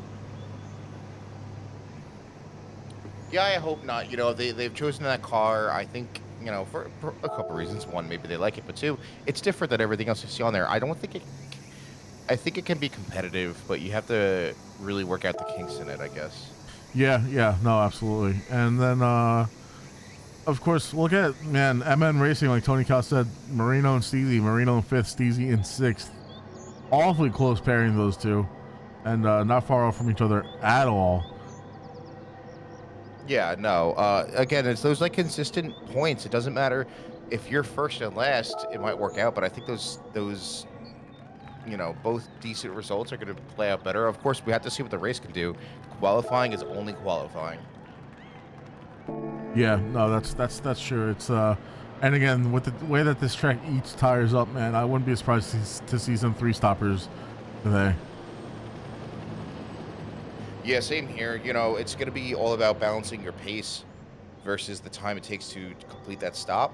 It's a long race, so they don't have to worry about that, you know, especially compared to the GR86, the GR race. Yeah, very true, very true. Tony Cal is saying we will be going here in just 1 minute. So if you need to grab your drink, grab a snack, and get ready for...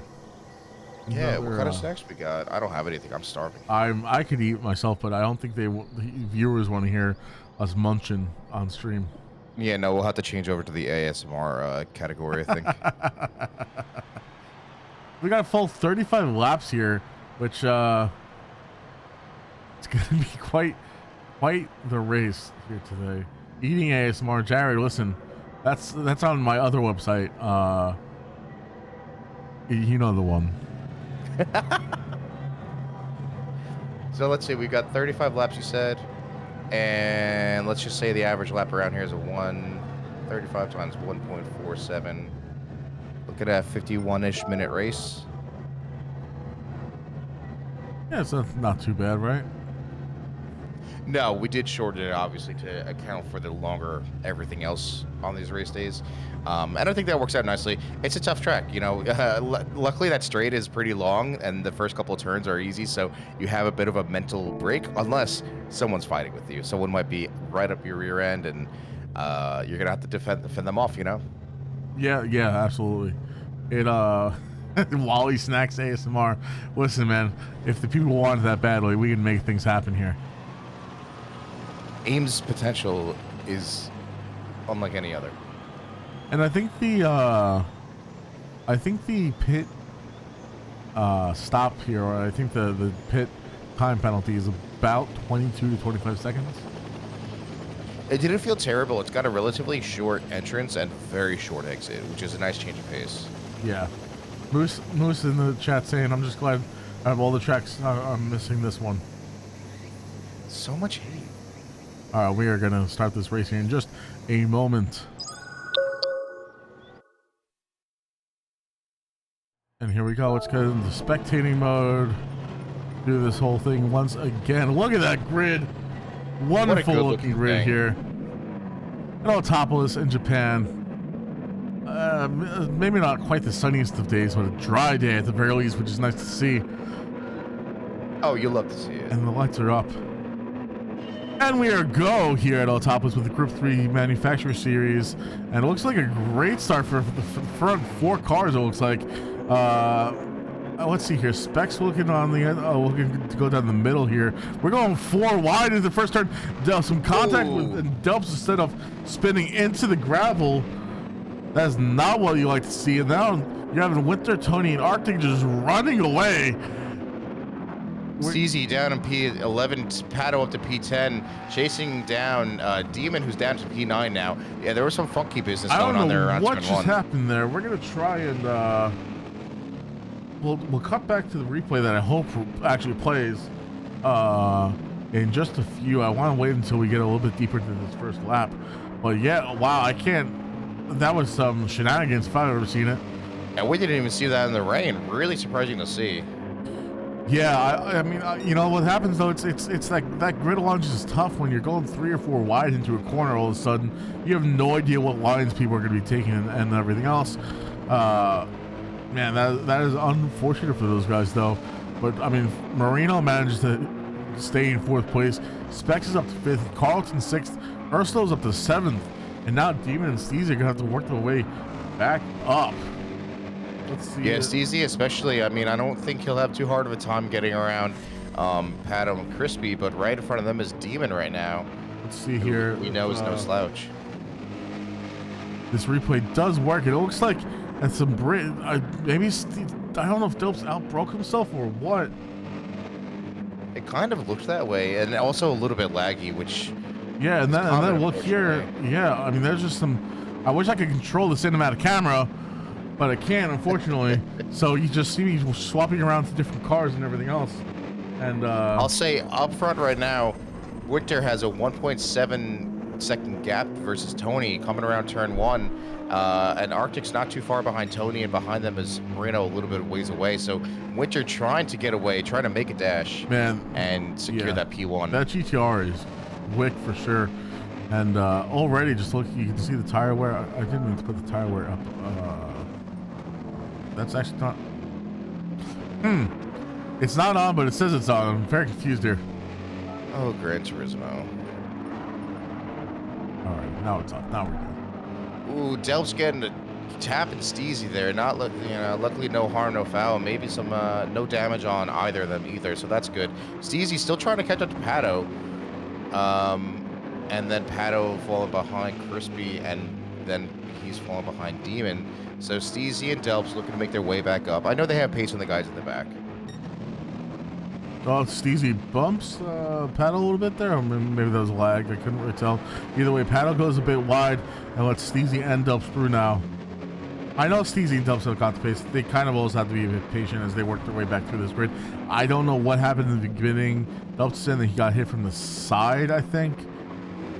But it's yeah, we'll have to review it from his point of view, because from what we could see, it didn't look like it looks like he got hit, but we didn't see him get hit. I also don't see how a side hit could have been created that much momentum, forward momentum. But I'm not, I wasn't there in the driver's seat. Tony Cal biffing it on the exit of the last turn, straight into the wall at the pit lane entrance. That is detrimental to your race, my friend. He's down into P6 now. Holy. Let's see what just happened there as he's behind Arctic in 3rd place. So Arctic managed to take him over. He goes over the curb and just loses the rear of the car, slams into Barry R through the pit lane. And he's, that is unfortunate to see, my friend. That you do not want to see that. Now on podium. He's going to look to keep it that way. He's got space between to the people in front and behind him. So maybe we'll see another person on the podium this week. Let's go, Marino. Yeah, let's go, Marino. But we know Tony Cal is not one to make mistakes often. And when he does fall back, he tends to find his way up pretty quickly. Demon, though, having a run on his teammates. Are they going to just help each other along? Or is Tony Cal saying, my tires are still dirty? Because it can take some time to clean them up, right? Yeah, it can definitely take a few corners for them to not be just, crap tires again. That might cost him the podium. It may very well cost him the podium, but Tony Cal does, he's got pace, so. Yeah, thank you, Moose. I appreciate that. I've been trying to be quick on the trigger finger with that. Does Tony have any damage that you can see on your screen? Yeah, his front end is damaged. I'm sure it's going to limit his downforce or his top speed. I actually just realized whenever you use the replay feature, it turns the full info back on. So we're just going to leave it as it is, guys.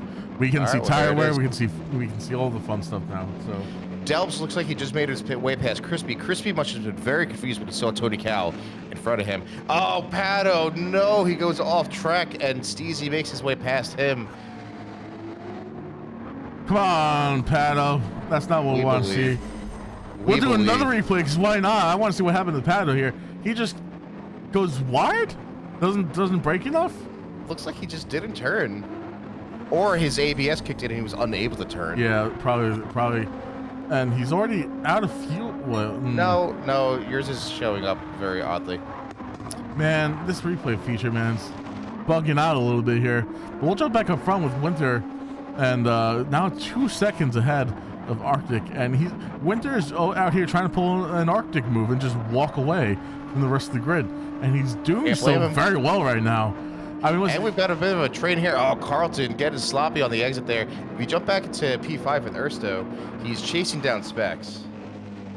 Oh, the Irishman is on the run, and he does not like to see what is in his rearview mirror. Ersto's Porsche is just chomping at the bit to get ahead. Happy to see Ersto putting up a fight, man. It's obviously still a newcomer, so we're still feeling the pace out of Ersto, and happy to see him putting up a fight. Carlton also behind, looking for a taste of maybe P5 and P4. Jared and chat saying Gran Turismo needs some dedicated servers that we can control. My man, I would be so happy if that was an option. Oh, I would do the work. I would for sure do the work. We're also got a fight behind for P7 currently between Tony Delps and Demon. Oh, wait a minute. What just happened? Okay, never mind. Okay, I thought I saw someone spin out. Here we go. Here comes the infighting. Demon and Tony. They're just gonna be slowing each other down though. Like, I don't see why they don't want to help each other out here. Especially down the main straight, they just could have bumped each other, right? Actually, that looks like maybe what Tony Cal's doing. That's gotta be what he's doing right now. Look how close he is. Nom nom, he says. Let's go. He pump traps Demon on up. They're trying to work together here. Yeah, Steezy having a run now on Pato down the main street. We just passed there. Let's see, Pato, how does he do? Gets a little bit of the turn, and Steezy taking the inside. That's okay. I'm sorry, that was Crispy. They have the same color car right now, so. Yeah. Purple, I think these lobbies are peer-to-peer. I think they are, but they're also just on, like, the whatever duct tape servers PD and Sony have put together. I don't know. I would very much rather have my own dedicated rig and being able to control everything. Yeah, that would be way better. So we've got two fights going on right now. We've got the fight for P4, which is Specs, followed by Ersto, followed by young Carlton. Carlton's having a look-see, man. He is. And then we've got Tony Cal, who just went up to P7, Delta P8, and Demon must have had a bad turn. He's just down to P9 now. Unfortunate to see after Tony trying to work together with them. But I think maybe the pace difference is just a bit too much. It's, you know, you want to help your teammate out, but not at the detriment of your own race, right? And it maybe just be something where Tony's like, listen, I'll try for a little bit, but once I'm past, man, like, that's it. Yeah, especially as they're coming back onto the main straight here. We're on board right now with Carlton. Ersto's making that Porsche look mighty wide. He's not letting Carlton pass, though. Carlton's awfully close. He's getting the slipstream now, once again down the main straight here. Is he going to try and go up the inside? Is he going to try to outbrake? He does outbrake. Ersto goes in. Is he going to be able to make this move stick? I think he's going to be able to. And that is P5 for Carlton. Excellent driving there by both of those guys. Jump back to Delps having a move on Tony Cal. He didn't make it stick. Tony had the inside there, but he's definitely going to be having another look here in a moment, I would think. Let's see. They're going side by side down to this next turn. Tony's got the inside line, though. Yeah, but now Delps is on the inside, and it's not wet like it was last race. No, but then it's another right-hander, tight right-hander. I think Tony's going to be able to match it, and that means that Demon's just going to be able to catch up. catch up That's and right. join the train / fight for P7 currently. That's right. Now, if you're watching that on screen, just an update. Winter currently has a 4-second gap to Arctic behind in P2, who has a 7.5 to almost 8-second gap to Marino in P3, and Marino himself has an 8-second gap to Specs behind in P4. So looking like a very cozy podium for those three right now. Wow. You got to give it to Marino for being in the right place at the right time, for putting himself in the position qualifying wise to be able to, make up for anything that happened like we had happened in the beginning of this race. And hopefully pit strategy wise now he's able to make the most of that. Again, it's looking like a completely dry day here. We do know that this track is gonna destroy your tires, but again, he's driving the McLaren, which is very good with the tires. So I would be surprised if he's maybe not just running softs for most of these stints. Yeah, especially if you can match up your fuel with your tire wear. Right. Which I'm sure these guys have done the research on. Tony Cal decides to pit. He pits. I think he knows that he's fighting Delps and losing time. Maybe he'll try to undercut and gain a position through the pits. Yeah, it certainly looks that way. Demon and Tony are on mediums themselves, so I'm sure Tony Cal is changing things up. I wouldn't be surprised if he's either trying to create space or just go on softs himself. I'll let you know in a moment. He comes out of the pits on a fresh pair of softs, so now he's got all the space and notably only about 2/3 worth of fuel, because those softs are not going to last an entire time. No, they're definitely not going to. No. But that definitely started off the pitting, because the front a couple of the front runners, Winter and Arctic, their tires are looking worse for wear. The McLaren of Marino, though, holding strong on those softs still. I'm sure. I gotta say, it's very surprising, but that may give him a very good lap while they're in the pits if he can put the pedal to the metal and make it work. Listen, I know he was upset about last race, but he's got to be all smiles right now while he has his 9-second gap on either side. Realistically, he knows he's not in a fight for second or first, really, but to be able to, if he manages to take home third today, that would be an awesome race done by him. Tony Cal's got quite the recovery drive on him now, and it'll be interesting to see how that offsets any pit stops. Arctic is now in the pits, the second to pit now. That Renault, though, one of the worst cars on tires, so he has 59% fuel remaining and is already pitting on the softs. Yeah, to be honest, though, the softs of his Renault did not look much better or really any worse than Winter's. Winter chose to stay out for another lap. Patos are completely gone in the front left, and who's also on the GTR Crispies are noticeably doing better than both Winters and Pato. It's just interesting to take note. I feel like Crispy has always gotten more out of his tires, but now obviously it's tough. I don't know if he's on his wheel or his controller. We know Pato's on controller, and with Pato, I think part of it just comes down to skill and just experience, right? But Crispy, I always wonder, like, how does he always goes for these long stints, so I don't know if it's a setup thing that he likes to tweak, or is he just not using as much grip, and therefore, what I mean? Like, yeah, I've always wondered the same thing, personally, because it just makes me wonder, he doesn't have a pace advantage, right? So he's not the extension of those tires' lives, and we know Crispy likes to ride those tires, so there's nothing left on them. So what is he playing at, really? I would love to get an answer to that. I don't know who will. Arctic, you're on board with right now, came out on mediums. He got his mandatory tires change out of the way. Pato pitted once more for softs, and his teammate Winters is now in the pits because, once again, his front left is dead. Can't blame him for maybe trying to get one more lap out or maybe create some space to Arctic, but we'll see where he comes out. Will it be in front or behind Arctic? Yeah, well, let's find out. Now, all eyes on Marino as Marino crosses the start-finish line to start lap number 9. Winter is behind him, but not by far. So Marino, he wants to try and put the pedal down as much as possible and he's got track position currently, and I'm sure his tires are looking pretty decent for the McLaren, right? Absolutely, he still has about 25% life left in his two left tires, which are hurting the most, and over 50% fuel. So he's looking pretty good. I wouldn't push it once he notices his lap time start decline, or going up in time, I should say, slowing down. That's when you should pit. You don't want to pit too late just because you can make it last. It's not worth it because you're just losing time to the people behind you. I am surprised to see how far down Arctic is, considering he pit in P2. Maybe he had a moment coming out of the pits. I didn't see. I don't think so. I think it's just the track position where he was. That mid pack is so close together that. Yeah, that's true. I mean, compared to where he was before, Winter had about 4 or 5 seconds on him, and then he was 10 seconds up of Marino. So I think it's just where he pit and where he was on track at the time. Notably, Marino 2.6, 2.5 ahead. This gap is dropping now between him and Winter. Not surprising, since Winter is on new tires, and it's the GTR, and Winter's just faster. No, who had a moment here?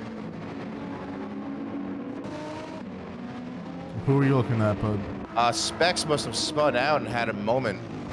What place is knocked down to P6?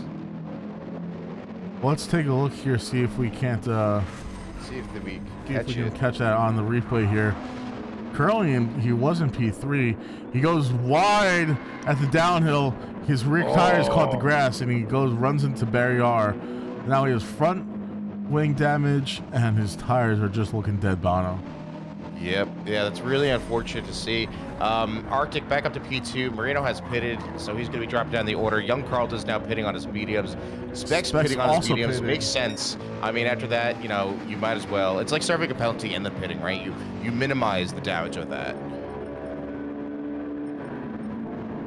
This is definitely going to help Tony Cow move up the ranks, though. No, obviously he is a pit stop ahead, and he also did fix his front end damage that we saw before. So yeah. And notably, Marino is right now behind his teammate, Easy. And Marino, though, on fresh tires. So I imagine Steezy kind of got to let him through at some point.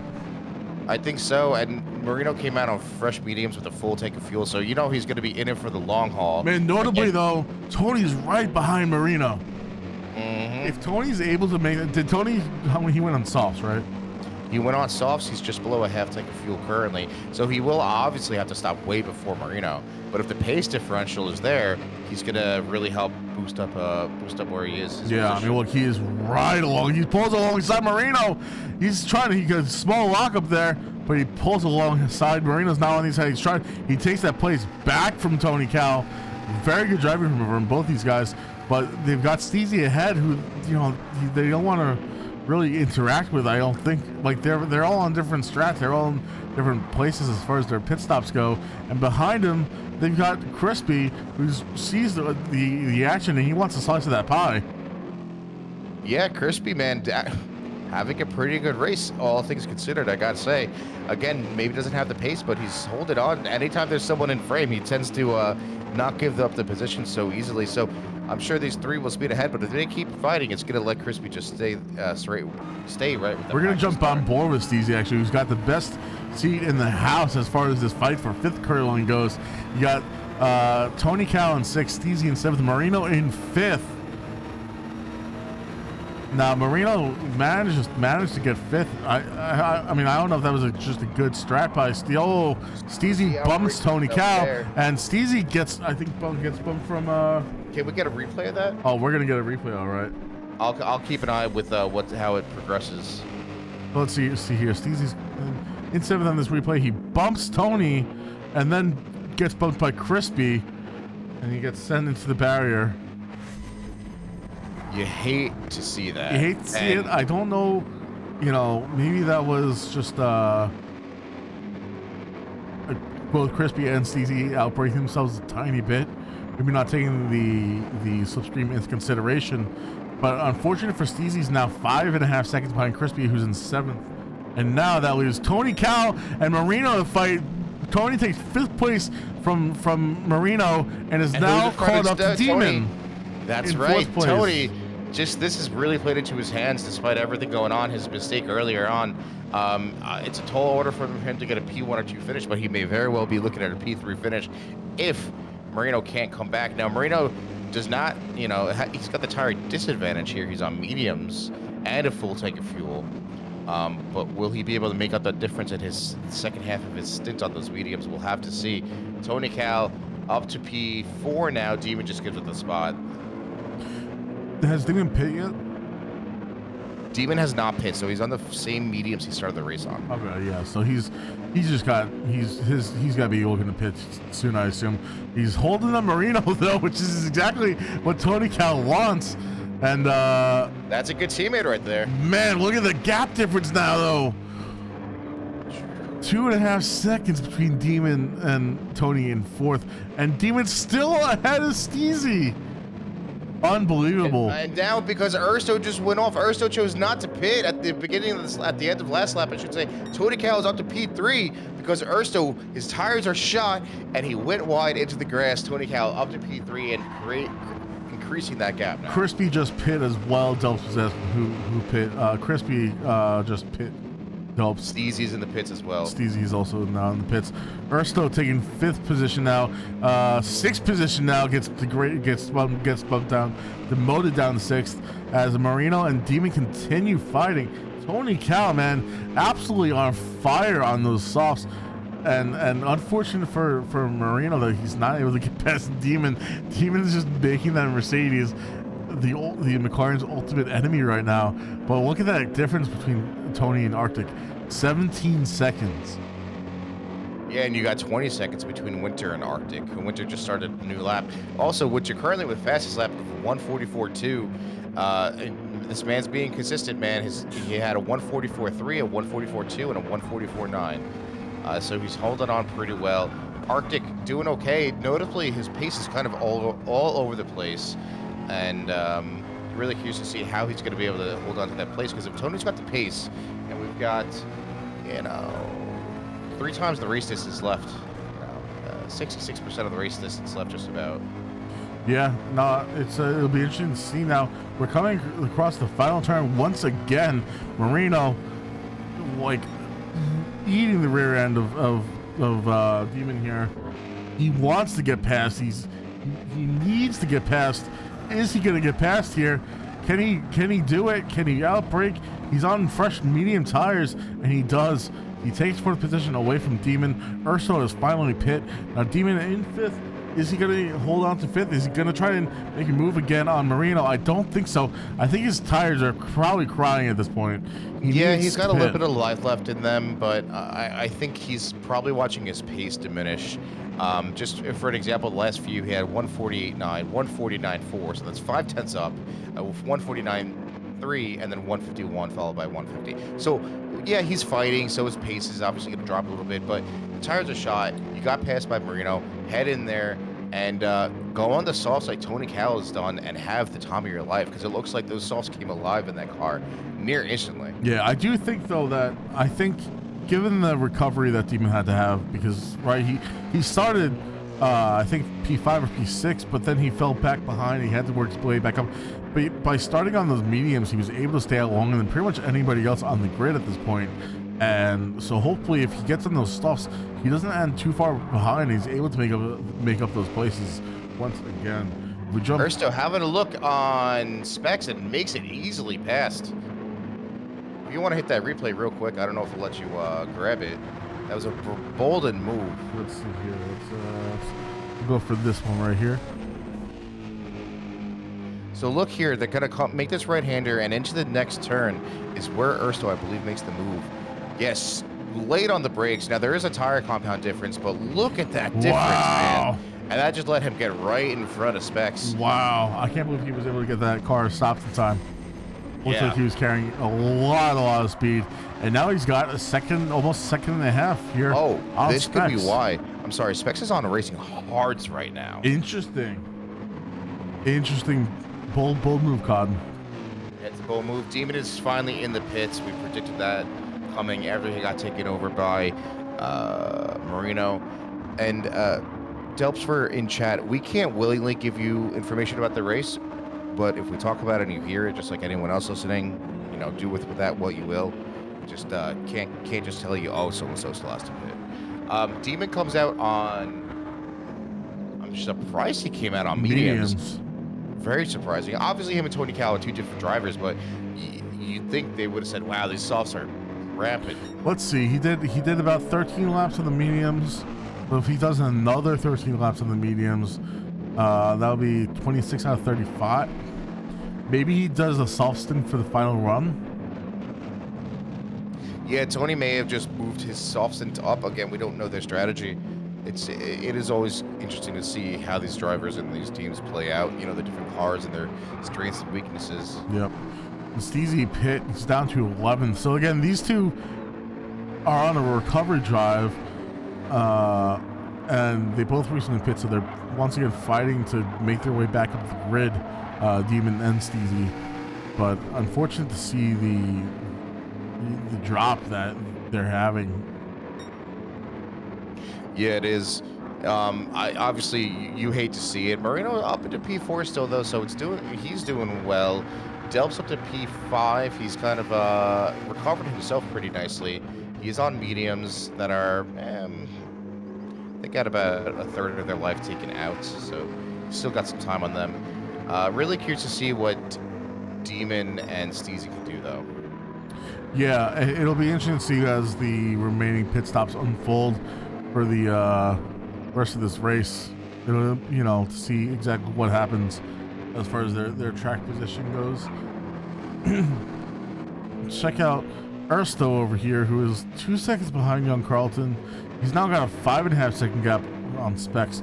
I feel like Specs, I don't know how long he's gonna be able to make those hards last, but it just does not look like they're working out well for him on that right now. Wonder if he accidentally clicked over too far. That it could have been a mistake, like we saw Marino a couple of races ago. Forget to add fuel, right? So, it is one button press that can screw you up, but it is not working out for him, unfortunately.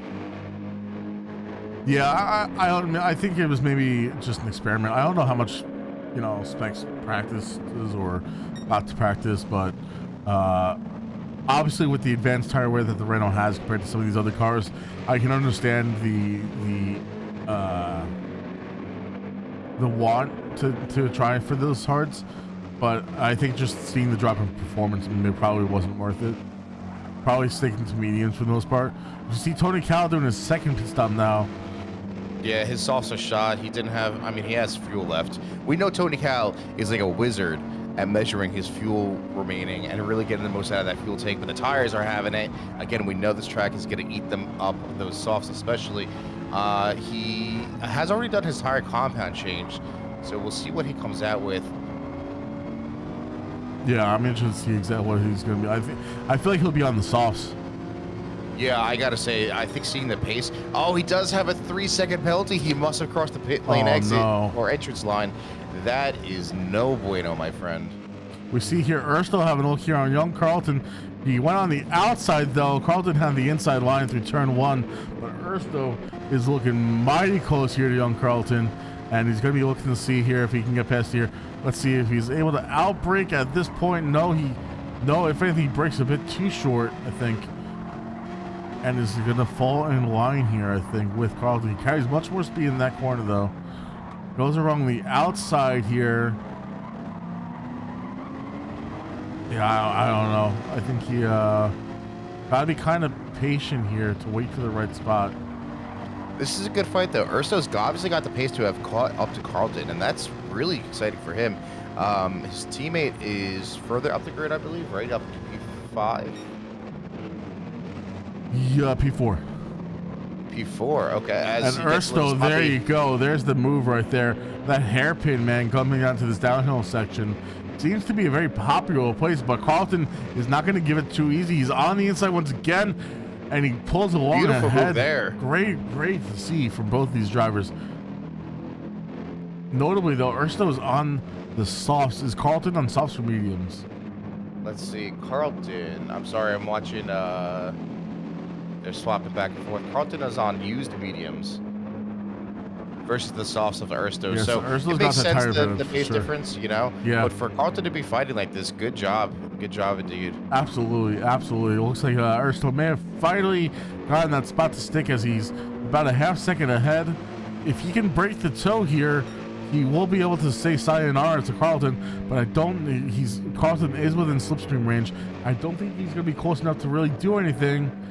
He'd be brazen if he did. Yeah, no, he respects that entirely. He slows down, maybe even a little too much, and then is on the gas too early, I think realizing his mistake. Yeah. And he's just letting Ursto walk away now. All right. Well, hey, Ursto, good, solid driving by both these drivers. I mean, both of them are going to have to pit sooner than later, though, I believe. So it'll be interesting to see when they pit and how far apart they are, as we see Winter has entered the pits once more. His soft's probably about due for a change, and he needs some more fuel as well. Yeah, a few people are definitely got the pit coming up. And like we said before, Tony Cal started it. He was 1 or 2 laps earlier than the other guys. And now we're seeing the other drivers, especially if they're on softs, coming back in. Yep, so I just wanted to check Marino, how he's doing. Yeah, we see Winter in the pits as well. Funeral now, or he's been in the pits, I apologize.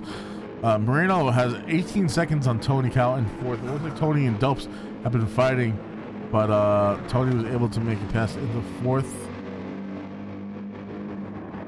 Let's see here.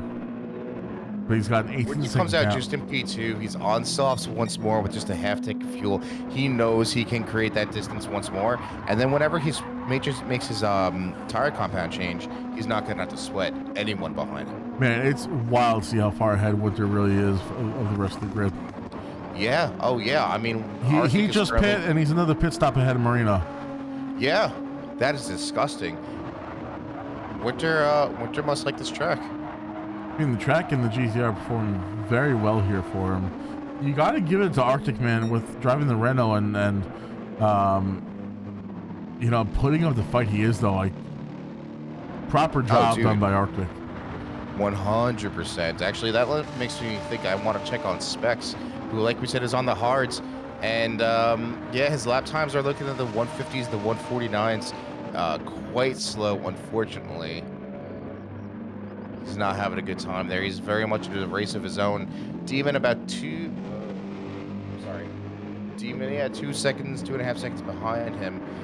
Maybe we'll catch up. He's on mediums that have plenty of life left, so we may see something towards the end of his stint or sooner, because I'm sure there's that pace differential there. Yeah, Demon's last few laps have been a 148s, and actually his personal best of 148.1.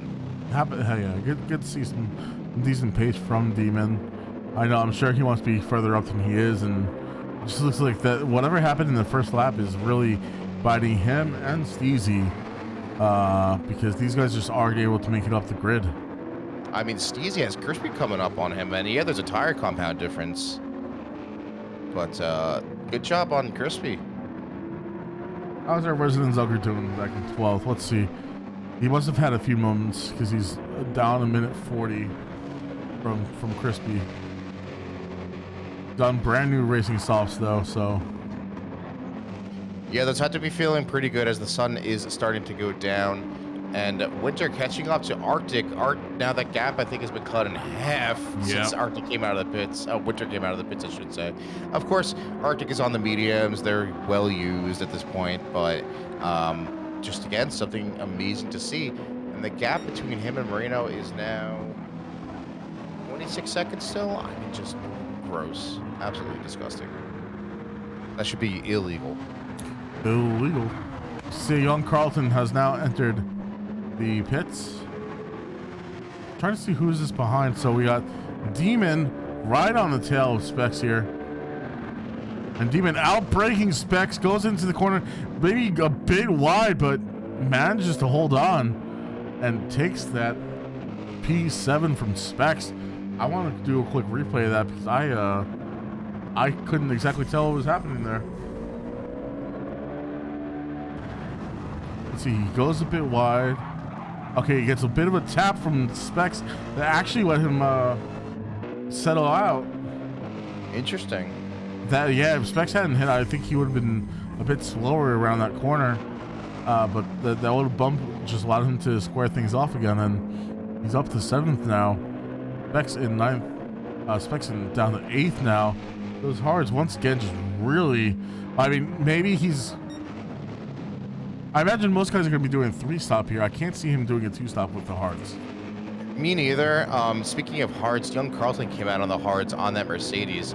Again, very surprising to see for me to see. But hey, you know what? We'll see how it plays out.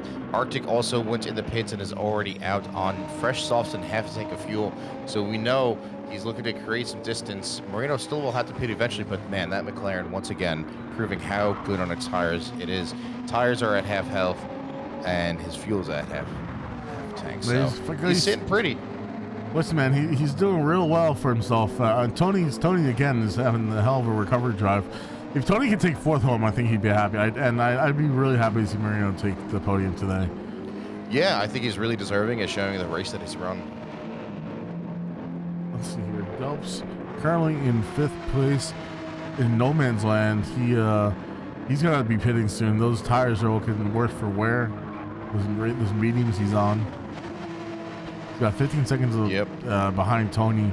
He's got 10 seconds ahead of Ursula at the moment. So if he were to pit, he would end up probably behind Specs, but ahead of Steezy, I think. And I just got to say, I'm on board with Carlton right now. Winter is right behind him down the main straight. So Winter has already lapped his teammate, and Winter is now going to overtake him, but did taking the most of that slipstream. Got to make the most use out of it, right?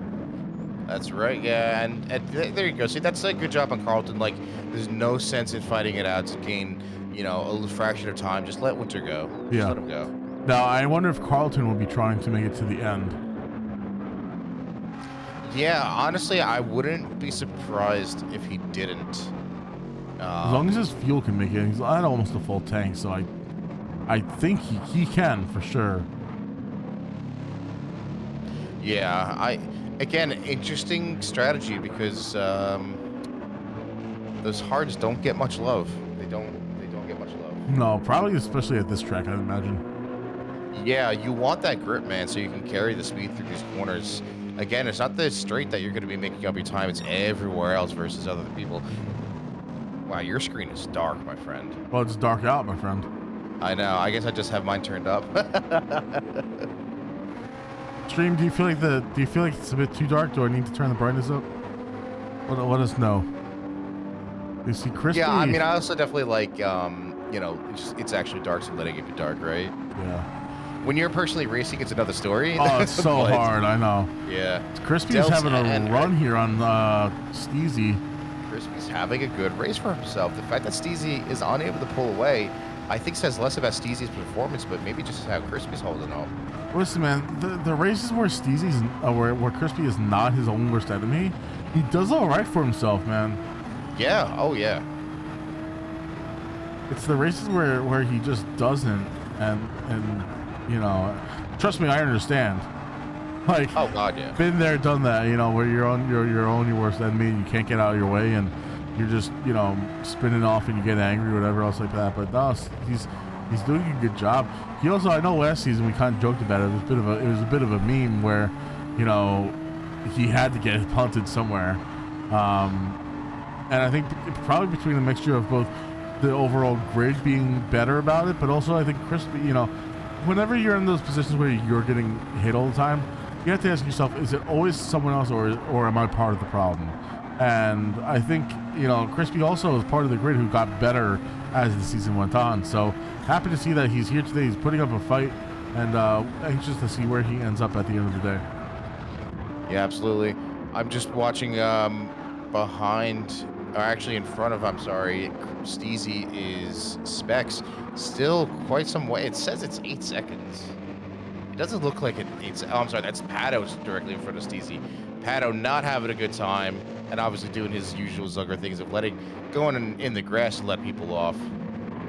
Oh, Pado. My sweet summer child.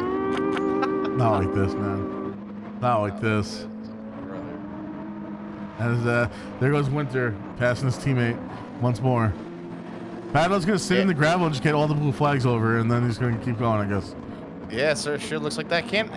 Listen, I even experienced that last race. I got lapped, I think, once or twice. At least that's what I remember. Yeah. And not that I pulled over, but I really didn't want to compete in anyone's races. So I just like, all right, you know what?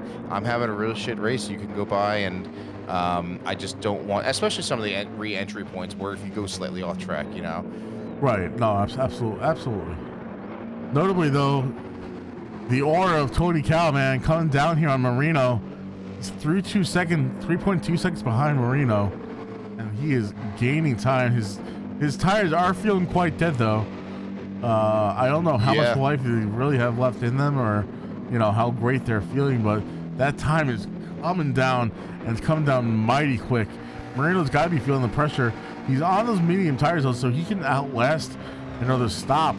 The way that Tony Cal is going through these tires, man, he's like, man, I paid for all the tire, and I'm going to use all the tire. He is using those tires as much as he can. He's trying to crawl back to a podium spot. I don't know if he's going to be able to do it at the end of the race.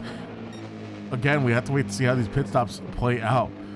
I mean, honestly, I think if Tony Cal, and he's going to have to pit first, his pace right now, since lap 17, he's been 144s and 145s, whereas Marino has been 147s, 148s. So that's 2 to 3 seconds. I'm sorry, 4 to 3. Yeah, 4 seconds or so per lap that Tony's been just, gaining, which is wild. And also, just look at the gap between. I mean, Tony is 40 seconds ahead of Demon. Yeah, I mean, Demon's I wife. think Tony. Sorry, real quick. Demon's wife chiming in that he was blinded by the light in the living room, so she had to turn off the lights. Too bright for a night race. I understand that completely. Oh God, yeah. Look how dark it is out here, man. I mean, look, Tony Cal, man. Look how close he is. I think, you know what? Part of this might be just like Marino missing his marks in the dark. Yeah, that's a really good point. Racing in the dark, and if you have it properly dark and not artificially turned on, man, it is something else. Just look at the time drops over the last 3 laps. It's 147.7, 148.9, and 149.5 from Marino. Meanwhile, Tony's out here living his best life, running 145s, 146s. I think part of it may be just the, you're breaking, like your reference points vanish in the dark. I mean, I think you're exactly right. Is Tony Cal going to come and no, he's going to stay out one more lap, I think. You take advantage of the tow here, but you know what? I think you're right in that it's Marino missing his marks, maybe just not being as brazen in the dark, and I cannot blame him one bit. No, I think that was a really good job by Tony there. Yeah, I mean, there it is. Marino goes wide, lets Tony right in and squeeze us on by. And at the point with the tire wears too, I don't mean to cut you off, but with the tire wear as it stands, I feel like you can't even really call it a tire advantage with Tony Cal. His softs are so worn compared to the Marino's mediums. I had the same thought. I was going to say that as well. At some point, the softs really, the advantage is no more, like you said. Well, we'll have to ask someone like Winter who knows maybe a bit more. Like, at what point does that shift, right? Right, because you notice it well, I should say most people will notice it while racing. All of a sudden, you can't brake as late as you were, or you can't turn in like you were, or whatever it might be. You can't carry so much speed through the corner as you were because the grip is depreciating. But Tony Cal, making it look like it doesn't even matter. Does he have the cheat codes to the infinite tire? I think he does. As we see here, Winter lapping Crispy. Wow, dude, Winter is absolutely blazing through this field, man. Even in the dark, the man is not afraid. Just lapping everybody. This is the reason at this why. point. He said he wanted to skip out of the GR. He just, between putting more time into his personal life and work and wanting just to be able to focus on one series, I mean, he won the first Manu series, didn't he? Winter? He won, I think maybe. No, Moose won. Oh, you mean the race of this year? Yeah, this year. Oh, I thought it was. I think it was Winter, and he's just showing again that focus on just one series is just letting him steamroll right now. Yeah, he is just pulling it off really well today. Now, again, if Moose was here, I do wonder what sort of fight Moose would be putting up today. I mean, he'd be up there in the mix for top 3, so top 4. So without him here, I don't want to say it's not giving these guys a freebie by any means, right? But it is just one less person that they have to worry about, I suppose. I didn't see Specs jump. I'm sorry to cut you off. I did not see Specs jump into the pits, but he is on mediums, fresh mediums now. So he must have pit because the hards weren't doing it. He's in front of Ersto. We'll see how those mediums treat him. Ersto also medium, slightly used, not terribly gone so far. So any pace advantage, I think, is really, I mean, coming from Specs as well. And we're getting blue flags as you know who is coming through the field. That's right. Now, as you're on board with them, watching their fight go on, I'm curious because Tony Cal, his tires are shot. He's got no fuel. He has to pit at the end of this lap. Oh, we're getting yellow flags. Hold on, sorry, I don't mean to interrupt. Who spun out? Where are these flags coming from? I need to know. All right, we see Crispy in the pits now as well. Apologies, I don't know where those flags are coming from. Yeah, I'm curious. Just look at that train though in the dark. That's really cool to see. Yeah. But now the gap between Tony and Marino is 2.5-ish seconds on these dead Tonys softs. are dead. Yeah, that's what I'm saying. So obviously he's going to be pitting. He has Does to. Marino say, let me pit at the same time for softs? If I were him, I might. Oh. Yeah, I would too. Okay, he is going to the pits. We'll see what he comes out on. Okay, both are entering the pits. Excellent. I think he has to at this point. I think he has to have a response to Tony and hope that Tony makes a mistake. Obviously, Tony's got the pace, right? Exactly, yeah. But if he could be up there and fight, that's great. Exactly. You mentioned Crispy went into the pits. He came out of the pits. He's on fresh softs, but he has a 3-second penalty. It's like the third one that I've seen this race. I wonder if he was the reason for those yellow flags. He might have spun out into the pit lane, and that's where he got the penalty from. Yeah, that's very possible, actually. That's a good point. We're on board now with Steezy, who's about second behind Carlton, and he's gaining, and he's trying to catch him. Come down to this right-hander, downhill right-hander. So, just wanted to bring up Tony and Marino. They both came out of the pits. They're both on softs, both with near identical fuel. But we know that McLaren is better on the tires, far better on the tires than just about anything else, right? Yep. At this rate, it's who's got the pace advantage, and we know Tony's been rapid on those softs. Yeah. It's lightening up, but not quick enough for Marino, I think, to feel confident or comfortable. That too. Oh no! Steezy has a moment. He loses the rear as he's fighting Carlton, and that's that for that fight. He is having a real slow time getting back onto the grid, and we're gonna see just how close Crispy is gonna end up being now. Probably within 10 seconds, I'd imagine. Steezy now has front right damage as well. Crispy looking within 8 seconds, 7 seconds. Oh yeah, you can see his whites in the rearview mirror there, down to turn 1. And with that damage, I mean, Steezy was planning on going, I think, to the end on those softs. But now with that damage, I don't think he's gonna pit. He's got to make it work. But Crispy may have a look at his position and say, "I'm going for it." Very may well be. Jesus, I can't talk anymore. Yeah, it'll be a hard race end for Steezy at this point. I feel like if he pits, if he were to pit, can he make up that gap in the remaining like 8 to 9 laps that he'll have? Probably not. Yeah, probably not. It would be a lot to do. I'm trying to see any fights that are going on. It's really just Ersto right now chasing down Specs. Yeah, I actually just jumped on board with them. And I'll just report from elsewhere on the grid. Arctic is in P1, but that's because Winter pit. As predicted, Winter went on mediums for his last stint, which really could have just been more softs, but he had to get the mandatory compound change out of the way. So he'll be just fine. He's like, as you would like to say, a throwback to season 1, he's paydaying his way to the finish line at this point. Arctic is likely pitting right now. He's dead. Yeah, he's got no fuel left. Yep, there he goes. And a very solid P2 likely for Arctic. And we'll see if Marino can put up a fight versus Tony, but there is a 2.5 second gap still between them as time goes on. Yeah, with the amount of laps remaining, I don't think Tony's tires are going to get to the point where they won't deg to the point where they're unusable, and so the lack of tire wear that the McLaren uses isn't really going to benefit Marino at this point. He needs pure pace to beat Tony, and I just don't see him pulling it off, unfortunately, because Marino's had a hell of a race. He absolutely did. Tony just unfortunately had a hell of a recovery race to get to the point where he is now. I mean, if we look at Yeah. Tony's lap times, he's on average probably been 3 to 4 seconds ahead of Marino. At least for the laps that we can see right now.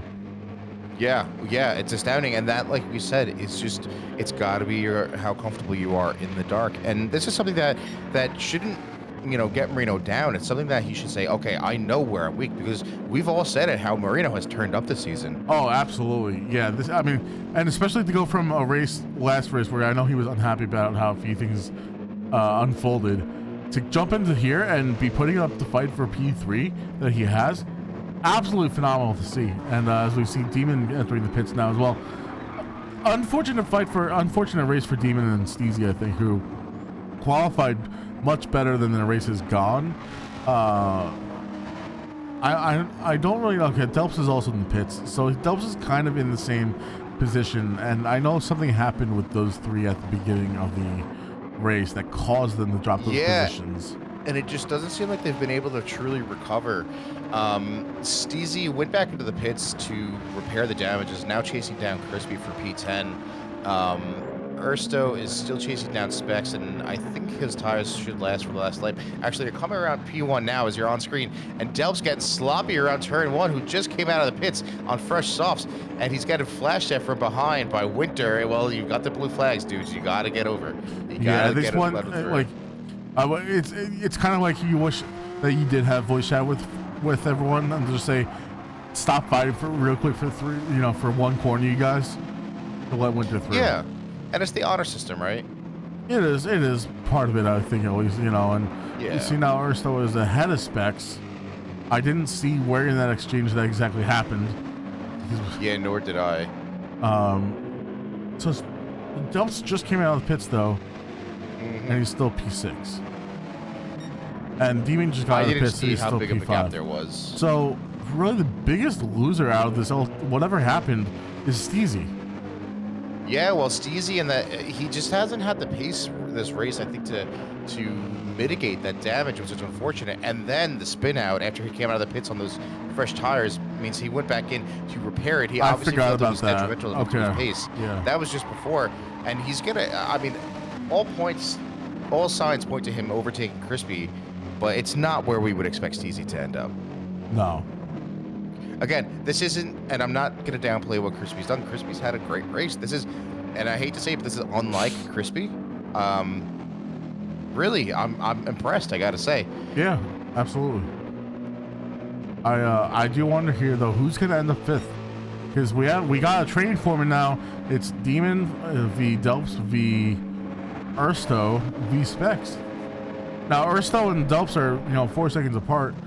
So, realistically, with 6 laps remaining, if you're Specs and Ersto, are you fighting for P7, or are you going to try and bring the fight to Delps in P6? But as I'm saying that, Ersto outbroke himself, goes wide, and gave the position to Specs. Interesting. Well, that's just, I'm sure we'll see it play back again. We still have a few laps 8 laps to go, right? And here I can even, I'll throw a replay of exactly what happened there with Ersto. We're coming down to the T1, and he just goes straight a little bit. Maybe he pushed a little bit wide by Specs there. I don't even know if it was pushed wide. I think it was more of Specs was already coming in. He had the speed. He had the tighter turn in. I think so. And Ersto just had to be aware. Yeah. So, and I've seen that from drivers before, and I think I've done that before. Demon looking to fight Delps for P5. Winter just got past them. Well, Demon was in P5, and I know. Wasn't that Delps? And they're both on fresh softs, so it's not a matter of tire compound differences, that's for sure. Yeah. I think something that Pato kind of brought up, and I think it could be up for review, right? But you shouldn't take advantage of the person in front of you letting the front marker go by, right? Absolutely not. Like, it sucks when you have to let someone overtake you due to blue flags in the middle of a fight you have, but you can't, like, their pace and their race is the first priority, not yours. Yep. So in that case, both drivers need to have the same, okay, like, we had to put this off. I shouldn't look to gain any benefit because you're letting this person go. You're letting up on the gas. I shouldn't say, let me stick it to them, because that's fucked up, right? No, it's absolutely not the way that. I'm not accusing anyone of anything, but anything can be submitted for review, and if it's found, we could look at your gas and brake input and steering input, and you might say, well, kind of took advantage of the situation. Yeah, absolutely. Oh, absolutely right. Let's see here. Delp's pulling ahead, pulling away from Demon for a little bit here. Tony Cal, let's see how he's doing. Yeah, he's got 7.5 second gap between Marino. So it was like unless Tony has a major incident, Marino's going to be taking home 4th. Which again, it's gotta hurt a little bit to have tasted, P3. Like it was there. Listen, anything's possible, but just obviously the pace isn't there at the moment. So, but seriously, what a race led by Marino for sure. Absolutely, that man deserves every pat on the back. We're talking about positions still. Specs is very comfortably in P7. Ursto's 2 seconds and change behind, but Ursto's mediums are not looking too hot. No. And he's got 5 laps left, which is fine. I don't think he'll have a problem with it lasting or not, but will he be able to push? Will young Carlton maybe make up the pace on those hards from behind? I think it's a tall order, but in 5 laps left to go, it's still something to think about. Yeah, it's tough. It's the mediums that he's got, I think as long as he can maintain, the best he can hope for right now is a P8, and as long as he's able to maintain that, obviously as the tires continue to degrade, it's going to make handling the car harder. The car's going to want to slide more, and as long as he can keep it on the track, he's going to take P8 home. I don't see young Carlton having the pace to gain over 2 seconds a lap on Ursto. No, look at those lap times of young Carlton. It's 150s and 151s the entire way. Exactly. Behind them, we've got Steezy in 10th. Steezy is on soft, so he's in no man's land. He's going to be taking 10th home unless Carlton has a major issue, or unless Crispy happens to find over 3 seconds, 4 seconds a lap, basically, right? Which I don't see happening either. Crispy, another one who had a really good race for himself. He's getting blue flag for someone behind him. I don't know who it is this time. Let's see if they pop up behind him as the camera changes for us. Marino. Okay. And then our resident Zug Zug. First official race at the GTR, and first official race after actually kind of being coached a little bit. So I'm sure he's going to have some stuff that he wants to take home today, but I don't know what his fastest lap is. He's off in the grass, of course, now. Driving in the dark is so tough. It's really demands all of your track knowledge and then some. So I don't blame him for missing these points and stuff like that.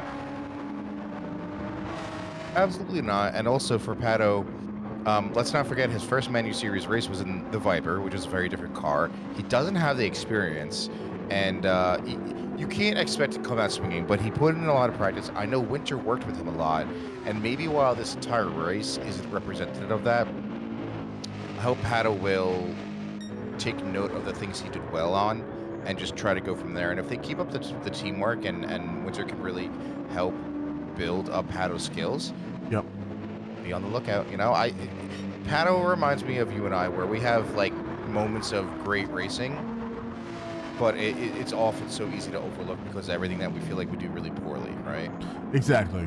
And you can say this about anything in life, but like celebrate the small W's. No matter if it's your simulation race or whatever else you're doing in life. For Pato right now, it's surviving through another long race. I mean, again, to jump into this, it's not easy. You know that.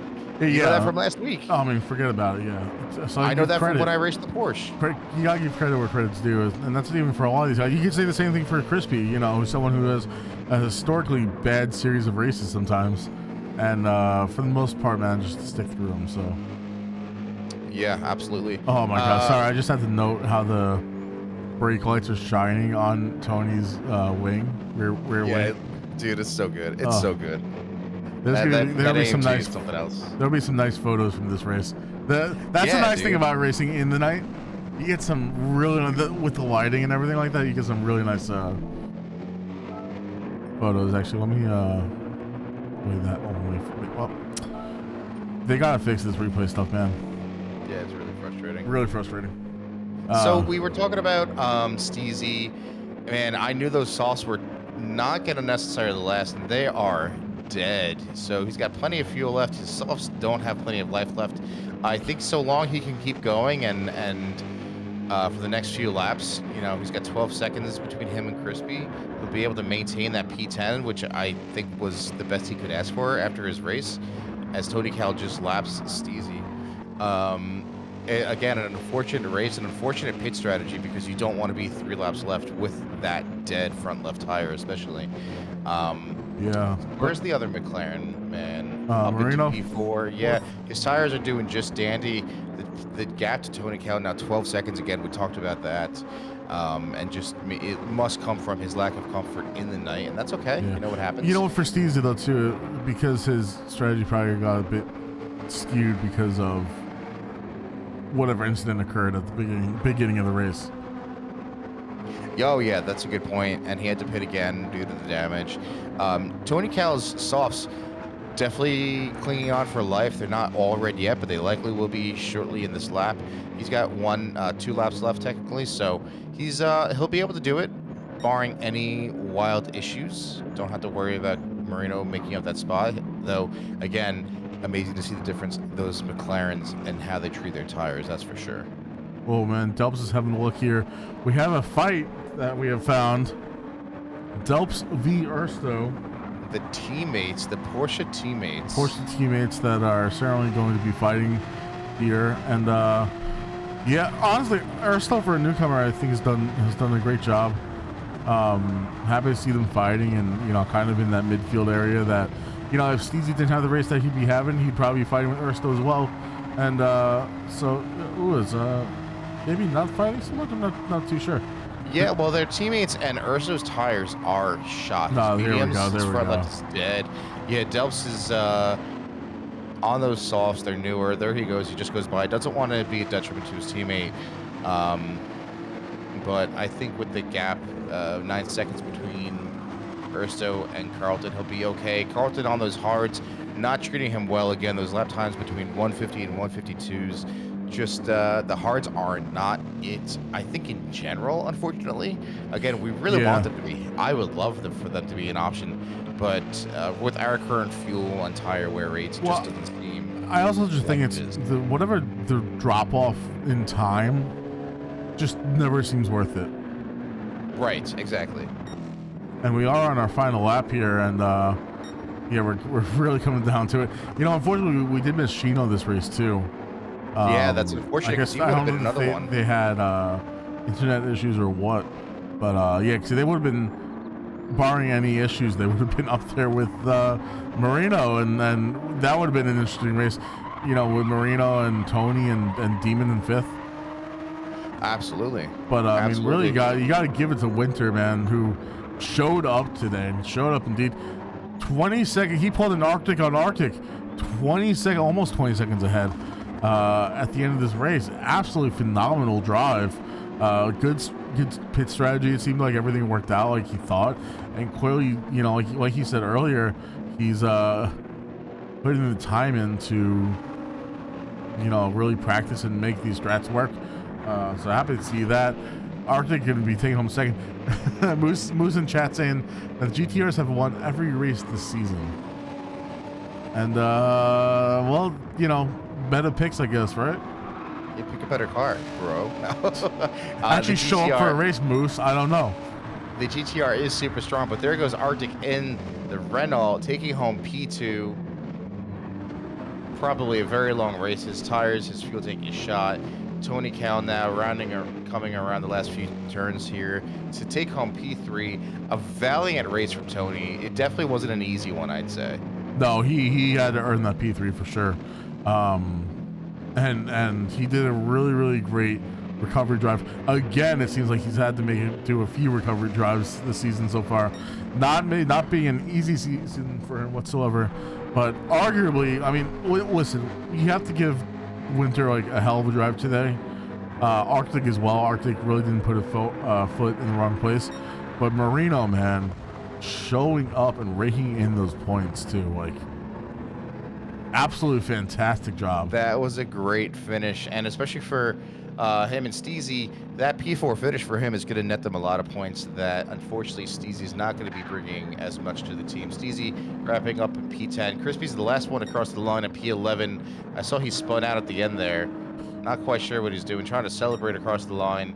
A P11 finish for Crispy. Could have been P10, but overall, I think a solid race from Crispy. Yeah, overall, we had quite a few solid races. Obviously, we have a few things that we need to look at, but congrats to Winter for the race win and pole position. And oh god, why is that playing? I had to see what it was. Oh, okay. Oh god, that was wild. And fastest lap in the race. Arctic was very close for that fastest lap, though. Arctic was incredibly close. Yeah, I mean, again, those three, yeah, and again, you throw Moose into the mix, and we know that he'd be fighting up there with them.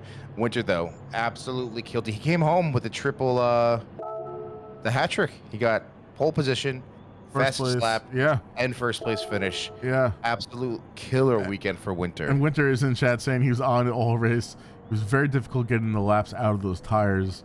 And he definitely didn't want to get caught up in the huge midfield battle. Yeah, man, that battle was wild. And to have to, wave blue flags while everyone's in the middle of their own race, really, really difficult.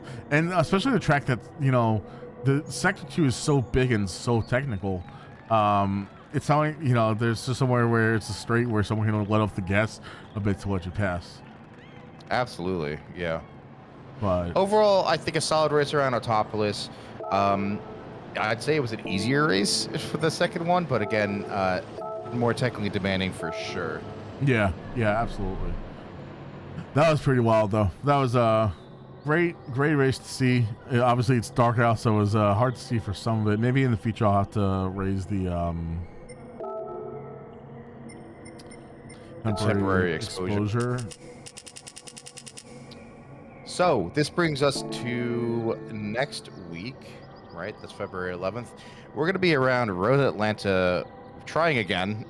Unfortunately, our first race we had some server issues halfway through the opener race, but I'm excited to go back there. I think everyone likes that track, and I'd say that us moving up the series a couple of hours, we've avoided those server issues, and Specs has been able to join us every time without a problem. Yeah. I'm very much looking forward back to going back to Road Atlanta. It's such a rewarding track to get right, and such a demanding track too. I mean, I'm especially thinking about the S's in Sector 1, and then at the end of the S's, you have to, it's so easy to get a track limits penalty on the uphill section as you're getting out of that, but it's track that also gives quite some good racing. We often see a lot of people looking to pass at the end of the chicane, waiting. So it's or at the end of the straight headed towards the chicane, I should say. So yeah, very much looking forward to that. But thank you to everyone for joining. Mrs. Demon, or Demon's wife, just want to say thanks for letting your hubby spend his Sunday mornings with us. Much appreciated. He's a good dude. Demon Lady. Oh, maybe it's Demon Lady. I don't know. and I'm looking forward to meeting your mans when we go up to Watkins Glen later this year. But, absolutely. Anything else for today, Wally? I think that's gonna be it. I'm hungry. I want to go get some lunch. And thank you everyone for joining. We will see you next weekend. Have fun, everyone. Be safe. Cheers, everyone.